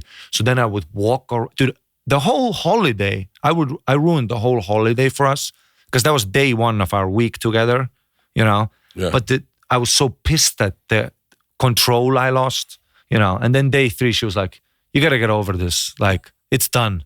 What are you gonna hunt an Indonesian boy down and kill him? Why are you so angry? Yeah. You're ruining our holiday, But that was from a pragmatic thing, because my mom would be like, you're such an idiot. How could you lose this money? That's how I would think about. Yeah. But she's a backpacker, fucking hippie girl. She had 3 scams going on, disability, whatever. She's a hippie chick. She don't give a fuck. She's like, what? Fuck the phone. Yeah. You'll get a new phone. I'm like, okay. So then she was like, what the fuck are you doing in India? I go, I'm going to work out at the gym and be an MMA guy. She's like, you're not an MMA guy. She literally told me, she's like, you're literally a goofball and you're super funny. You're one of the funniest people I've ever met. What do you this MMA stuff? How about you move to Australia with me? We can stay at my dad's place in Perth for 2 months. We get a work visa for you. And then we go to Melbourne, which is one of the best comedy scenes in the world, where I also met you for the first time. You met me in Melbourne? In Comics Lounge, yeah. I remember that. I've only been there once. I remember that. Yeah. I just gave you a fist bump. Everybody was crowning you. Comics Lounge. Yes, it was, right? Fuck yeah. Remember that? I've only been there once. I remember that. That was great. It's a great fucking club. Yeah. And I remember she's telling me this, and I'm like, yeah, I really do love stand-up. And it kind of, dude, I like MMA, but I always liked it I like the jiu-jitsu part, and then I like the accolades, I thought about my entrance music before the game plan. You're describing me as an MMA fighter. That's how I knew I'm not going to make it. Literally, dude, I would have moments where my coach is teaching jiu-jitsu, a technique, how to get out of the arm bar. Yeah. And I'm daydreaming about how I'm on the cage like this, My mom is there. I go like this. I would daydream. So that's how I knew this ain't right. Yeah. And I enjoyed sparring for the camaraderie and my friends and doing something healthy and maybe somewhat in the technique. And sure, I did enjoy. And I went through hard sparring. I went through camps with professional fighters. I stood my ground. I got my lessons from it. I got my lessons okay, even though I am a pussy, I do have it inside me after maybe 5 years of sparring and just trying to keep your eyes open while someone's wailing at you. Yeah. I would have my good days and that would feel great for my confidence. I'm so grateful that I went through it, They always say in sports psychology that quitting is a lesson, Making the wrong choice is still better than making no choice. So the fact that I did something that was not for me for so long is still better than always thinking, oh, maybe I could have been an MMA guy. You know? My wife, when we first started dating, I think it's a Winston Churchill quote. I think about quitting is something to the effect of the only way you lose is by quitting. So I read that very early into stand-up, and I said, so then I thought, okay, so I just never quit. If I just never quit, then I guess I'll be successful because I never quit. And I was like, oh, I can rest my hat on that and go like, just don't quit, and then you're successful. Like, just don't quit. But even if you quit comedy right now, dude. Oh, I could quit now. Exactly. I didn't know it was going to be this. Yeah. But it's so funny. I remember we went to a party for a guy that she was friends with that was a comic, and he was quitting comedy and he was moving home. And I had this mentality where I was like, I was also young, but I was like, yeah, I'm not going to go and celebrate a loss. Like, I'm not going to celebrate a loser. Wow. And she was like, what? And I was like, he gave up. You don't cheer on people who give up. She went, quitting is the bravest thing you can do because you decided this is no longer for me, and you're saying it out loud, and you're starting a new venture in life. Well, that's literally every successful person in life is the person who can see things for what they are and adapt. A person who doesn't adapt, that's the bitter guy at the bar at 45 thinking why things didn't work out. Well, the message was clear. You don't got it. Yeah. For me too. I'm 0-3 in MMA. It's a pretty clear message. If I ever bomb 3 times in a row, I'm out. I'll tell you, dude. If I ever bomb 3 times in a row, listen, I'll bomb. Yeah. Twice in a row, get one back. Twice again, bad week. But 3 times in a row, I'll quit. 3 times in a row, I quit too. 3 times in a row, and something's going on. No. Yeah. I better have cancer. Yeah. That's so funny. Yeah, I think being able to quit, now I look at people who can pivot and do something else as like, that's bravery. Because I don't, maybe I don't have that bravery, but I always was like. But I was that guy, dude. I tried everything. Yeah. I tried professional kick scooting. I went to a kick scooting competition in Paris when I was like 14. What's kick scooting? Kick scooter, razor. Oh, like for real? Yeah. Really? Well, the tricks I did, let's say the trick I did, the tail whip, kids do it during a double backflip now. Let's just say the sport was very young. Let's just say the competition. Yeah, I got 3rd place. I did one full circle. You know when the thing goes full circle? Yeah. I did one. I got 3rd place. Now, literally, kids do a triple backflip and a quadruple tail whip during it. The thing is just spinning and they're just flipping. Oh. But anyway, I tried that and also had the confidence. My mom sent me out to these competitions. Yeah, you're the world champion. The X Games is for you. You know, I still tried it. Yes, it was maybe a 2-year venture. Then I went into parkour, and I mean seriously into. By the way, there are videos on YouTube of me doing flips and shit. Are you serious? Dude, there's a casting tape of me doing parkour. I'll show it to you later. It's me at 16 years old, and you see me. Well, I did a casting tape for Casino Royale, Daniel Craig's, because he had a parkour opening scene. Are you serious? Yeah, Sebastian Foucault, a trasseur, which is a parkourist. Is that what they call trasseurs? Trasseurs. It's a guy who gets from point A to point B as fast as possible using the traverse fucking urban environment. And it comes from a place called Lys, which is near Paris. It's a suburb, a violent suburb that has not a violent suburb, that was the wrong word. What is it? A bad suburb. A bad suburb. Bad neighborhood. Bad neighborhood. Yeah. Let's say that. And they did, and for some reason, the architecture there is lots of corners and edges you can climb. And that's where parkour started. And then they were searching for a parkour guy, open casting on the face. And it wasn't even Facebook. We had Orkut, which is your MySpace, basically. There was casting call. And I would literally do a tape. It's still on YouTube. Yeah. Jesus. For a year, you know. And then I started doing gymnastics and then getting into Pride, watching MMA. I think that was the longest thing before comedy I tried. When you moved to Perth, is that when you started comedy? Yeah, eventually Melbourne. Yeah, I would go to an open mic. Dude, I was addicted. As soon as it clicked what it is, that it's doing bits of, the bits click for me. And also listening to podcasts. I think, dude, it was literally, Rogan was on episode 180 or something. And my friend was like, yo, because we watched UFC religiously. he would be like, yo, you know the commentator? I go, Mike? He goes, no, the other guy, Joe. You know, he has a podcast and he's like a stand-up comedian. I go, really?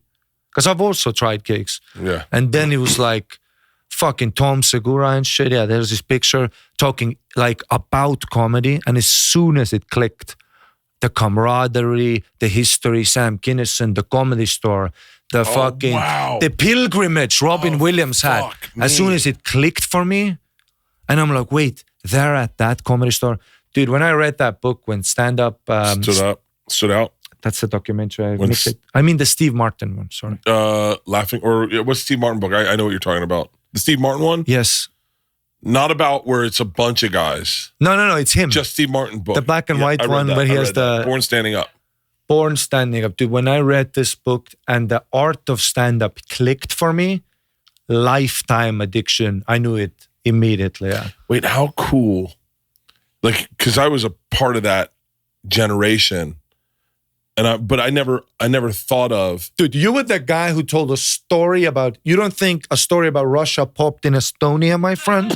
You don't think we all saw that? Are you shitting me? I never thought of that. You popped in a podcast medium of a story.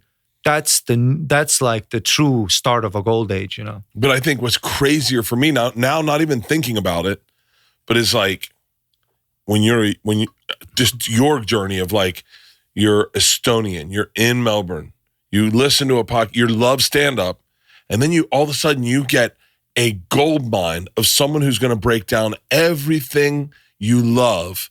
They're going to do is pick apart everything, and you're going to learn names. You're going to be like, Mark Maron, who the fuck's that? Yeah. And then you're going to be like, Doug Stanhope, what? Joey Diaz? And that had to be fun as shit. First time smoking weed was literally me and my friend putting on a kaleidoscope. Kaleidoscope. Yeah. Where you go like this and it changes colors? No, the app. Oh, Periscope. And Joey Diaz was doing like a live where he's smoking weed. I really remember me and my friend doing a gravity bong. Maybe not the first time I smoked weed, but the first time where we literally giggled to something like that. And it was just so much fun. Yeah. What's so funny is I listened to the podcast. I was on Travel Channel before and I was listening, probably those first, I don't know what episode I was on, but those early ones, and I would hear Joey Diaz, and I didn't know. I knew of Joey Diaz, but I didn't know him. And then the first time I met Joey Diaz, dude, I mean, this is like, I don't know if anyone even remembers this. I never met Joey Diaz, and Rogan calls, and he's like, "Yo, what are you doing tonight?" And I'm on the treadmill, and Leanne's in there, and we're in the man cave, and we're gonna watch TV. And he goes, "What are you doing tonight?" And I said, "I'm just getting on the treadmill. I think I'm going to stay in." And he goes, "Come to the ice house." And I was like, "I don't know. I think I'm going to stay in." He goes, "Come to the ice house. Everyone's going to be at the ice house. You need to be at the ice house." I said, "All right, I'll think about it." I hung up. Tom called, and he goes, "Hey, I'm with Joe. Come to the fucking ice house." I said, "Okay, I'm coming to the ice house." So I got my clothes on. I go to the ice house. I sit in the room. Joe goes out to do a podcast. All I know is I sit in the room, and Joey Diaz sits down right next to me. I've never met him. I just got high, and also he looks like a movie character. Yeah, and yeah. No, he literally looks a human movie. And I have a drink, and I meet Joey, and his first words to me are, "Dog, you ever get high on a Quaalude, break into some chick's house and eat her pussy?" And I go, "What?" And he goes, "Lucy Snowbush." And I laughed. So what's beautiful about that moment, you can find it online. Wow. Me and Steve Renazizi laughed so hard. It's like those old Red Band ones, right? Where there's 74 people in a room or something. Those Red Band ones, Ice House Chronicles. Wow. Joe would run them. Joe would put on the show, and Joe would be in and out of the room. He'd be on the podcast sometimes. Mostly. Yeah, I remember there's so many clips of those times. Dude, I remember that's the first words I met with Joey Diaz. And my favorite, Joey Diaz was like, it was crazy because I'd heard him on the podcast so much. And then I met him, and he was the same guy. Well, that's for me too. Yeah, absolutely. That I heard him on a podcast, and I met him at the Mothership. Yeah, and one of the craziest times. See, this is one of the craziest things was meeting him, and like Adam Egan is such a legend that he knew I liked Joey, so he put me before him. You know, just that's like a cool thing to do sometimes as a booker. Yeah. If you're like, oh, you like this comedian? I'll just so you interact, so you get to bring him up. One of the biggest things in comedy is saying a name that you've watched, like as a kid, and saying it with your mouth. It is a crazy moment, you know. Yeah. Synchronicity and fucking dreams and whatever, you know. Adam did that for me with Norm Macdonald. Oh, if I ever would have got to say Norm Macdonald. He was. If I could ever even fist bump Norm Macdonald. He was so perfect. He was like so perfect. He was like the perfect comic because you could never tell if it's a bit. And he would let a bit go. He's one of those people that I'm not a needy person. I don't want the picture. I don't want nothing. But if I ever got to fist bump or have or be acknowledged by such a guy, I would cherish that. I love those moments, you know. And Joey Diaz was like that. Yeah, that I brought him on stage, dude. The crowd lost their fucking mind. It was crazy, the sound. And then I bring him on, super complimentary, you know.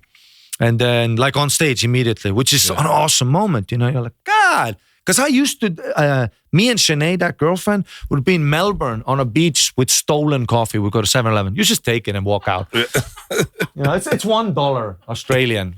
And it's a giant corporation. We looked into it. It's a giant corporation that basically rapes children. So we got to it. Yeah. Eventually we got to it. Joe Rogan helped us. Yeah. We got to the real truth. Okay. And we would be like with these stolen coffees with my phone turned up, but it's still these old iPhones, they're not that loud. And we would listen to like Joey Diaz's albums. Dude, his timing and all that, he had insane bits, you know. That's so crazy. I don't think especially Joey. Joe, I think, had an idea that people were listening. I don't think any of us ever knew people were listening. Like, I remember actually hearing Joe say to Red Band one time. Red Band used to have this thing where he just would say buttholes all the time. You go, buttholes, Olive Garden, Red Band. buttholes, Olive Garden. And Joe it was me and Joe and Red Band.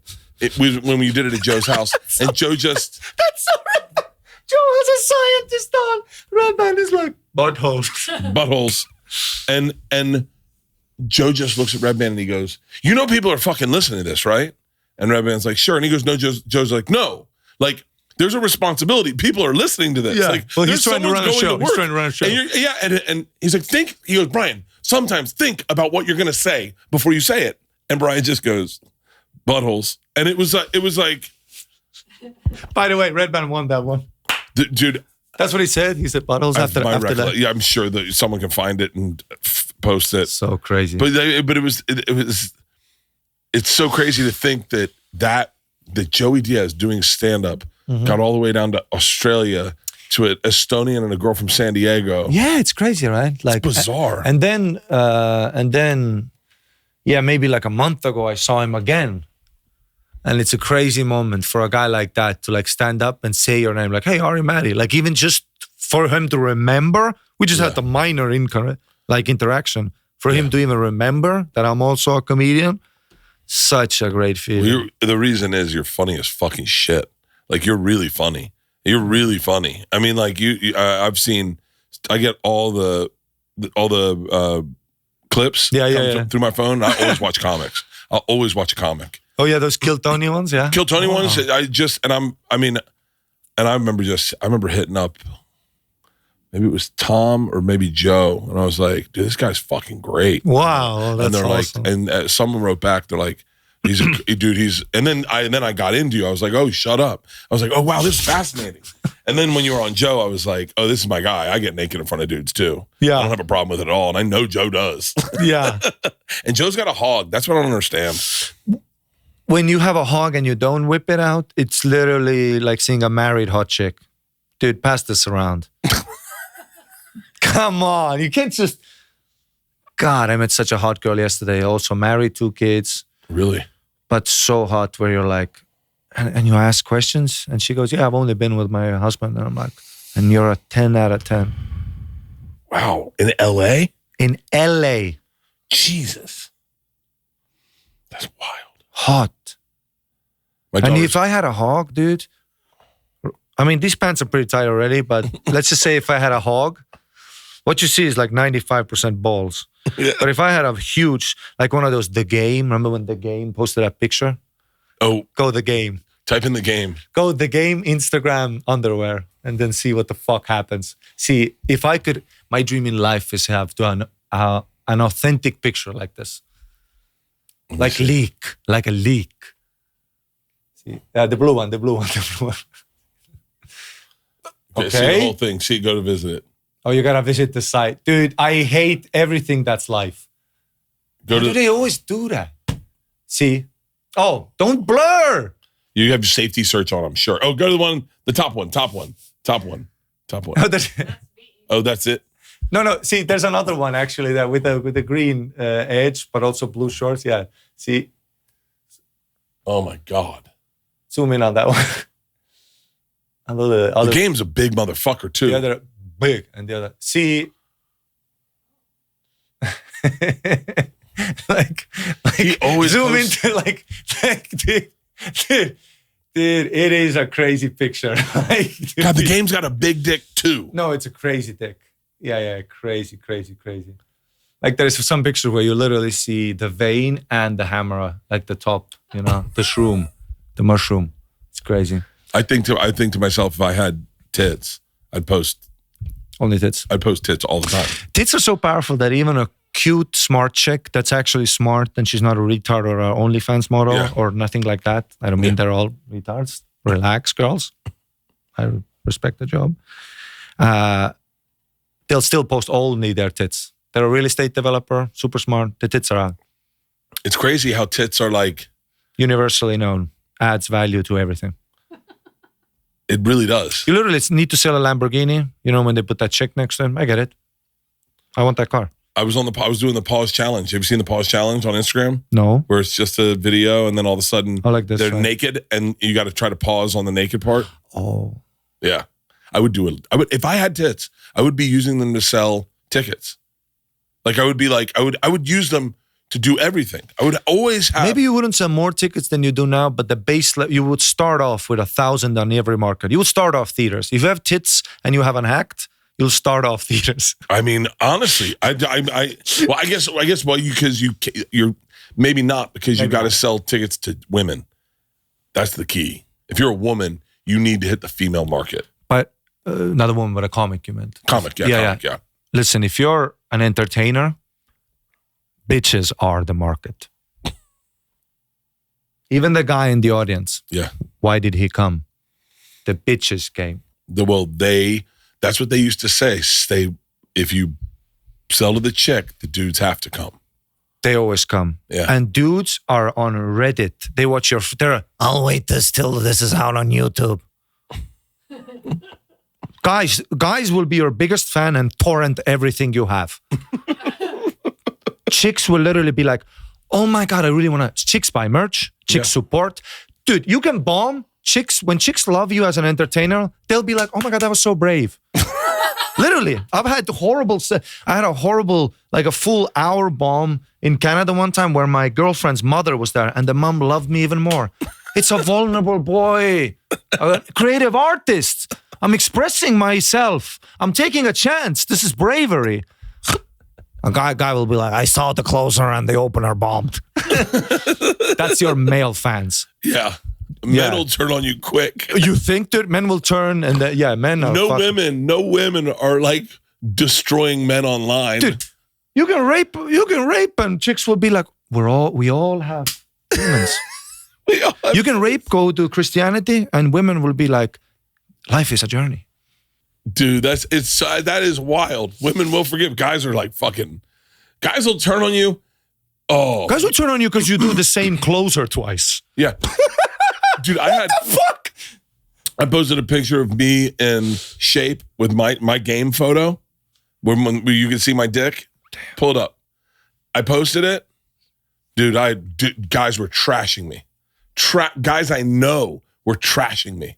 And they were trashing me in like a hurtful, trying to get to me kind of way. Their blue picture. Holy shit. Wait, you posted this? I posted this. This is also your hog. Yeah. It's fully out. Yeah.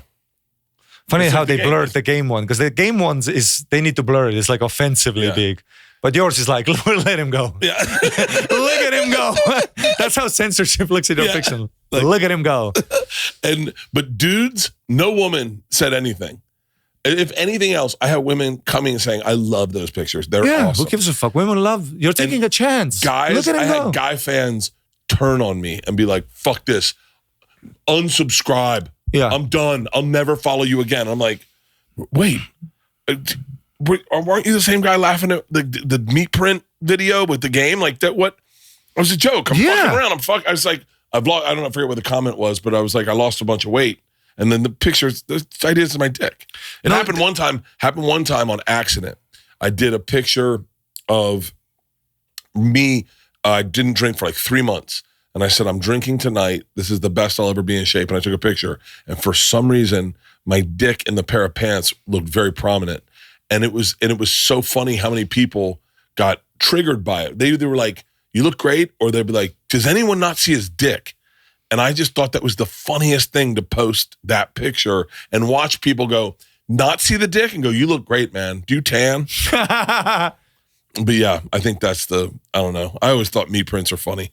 100%. 100%. 100%. Super funny. Yeah. Have you ever done that thing like your friend is doing something in the other room, you're both fully clothed, about to head out, and you get fully nude and you push all your package behind your butthole? What is it in English when you lean over? We call it the mosquito sometimes. It's a fruit basket behind. A fruit basket. Yeah.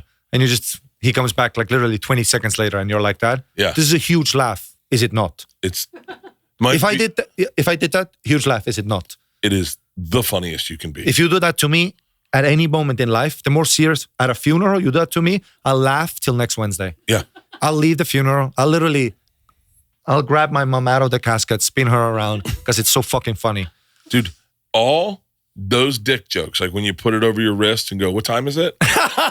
Oh, that's a great one. I haven't heard that one. Dude, or you pull your balls out wide and you go, jump, jump, jump. Yeah. I mean, we used to have a ton that we would do, me and my friends, and it was fucking, I mean, it always worked. We would do the thing where they'd turn the lights off and then I'd get into a pose and then they'd turn them on and I'd be naked. And I remember the best one was, we were traveling, backpacking through Europe. We were in like a castle somewhere, and they turned the lights off, and I jumped up in one of those windows that are like this, you know. Mm-hmm. I jumped up and I paused in there. They turned the lights on, and I was like, "It's a gargoyle!" And and I'm totally naked. And I was just running around the room naked poses.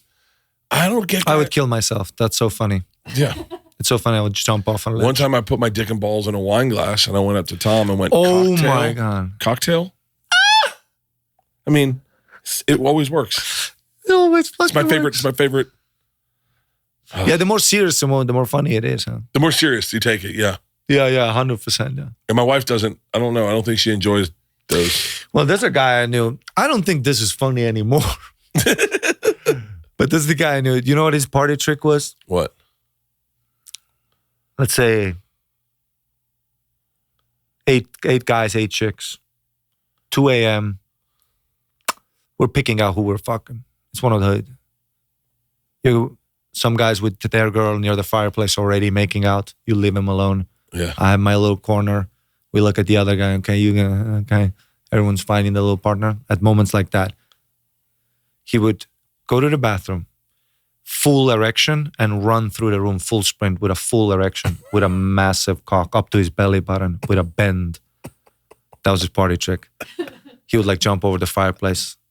Every time a party got to that, he would just walk. And then sometimes he would mistime it bad.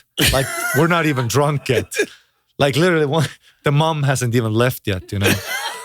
The mom hasn't even left yet. Don't you guys party too hard? He's already, woo-hoo-hoo! Sometimes it was bad, yeah. God, I got to go to Estonia. Yeah. Dude, I love you, man. I think you're fucking hilarious. Thank you for doing my podcast. Oh, thanks for having me on. Dude, you make me giggle. You're so funny too, dude. You make me giggle so fucking hard, and I'm telling you when I say this, this is probably the hardest I think we've ever laughed on a podcast. I'm not even fucking around. Halfway through, I was high, but I started going. I was super high, by the way. I'm like Stavi. I can't stop giggling, and I'm being dead serious. That woman right here has sat on a ton of podcasts. I've never seen her laugh as much as you. Oh, really? Oh. I should have done it that way. This guy was stiff sometimes. Also, I was so high and I was staring into her eyes at one point. You know, when you're high and rambling and you're like, I'm literally losing my mind currently on a podcast. Did that even make sense? Like when I was talking, sometimes I was a bit off. No, you're perfect. I'm just high and then I just get, yeah. I may have to come to the store tonight. Come on, come hang out. I might have Dude, to. you know what I also really love about you? You love stand-up. Yeah. You always support a lot of comedians. A lot of my friends have opened for you and you've handed them money and opportunities, and that's super awesome of you. And I really love that. And you're doing all these festivals people have done. You're having people on. Multiple of my friends have opened for you and they're like, I didn't even know the guy. Just like me and Joe had an opportunity with Joe, just the same. He just heard that I was funny. Yeah. Bobby Lee did that for me. And that's what the American dream is really about, is that how crazy it is. People always say, like, oh, that I'm doing great. But a lot of this is that Americans love a story. And it's awesome to see men who put their egos aside and see the overall picture. And you're awesome for that. Fucking play that at my funeral. Yeah. Play that at my fucking funeral. Dude, you're the best. You're Thank a legend. You. Thank you, brother. Let's get it, baby. That was awesome. That was awesome. That was fun.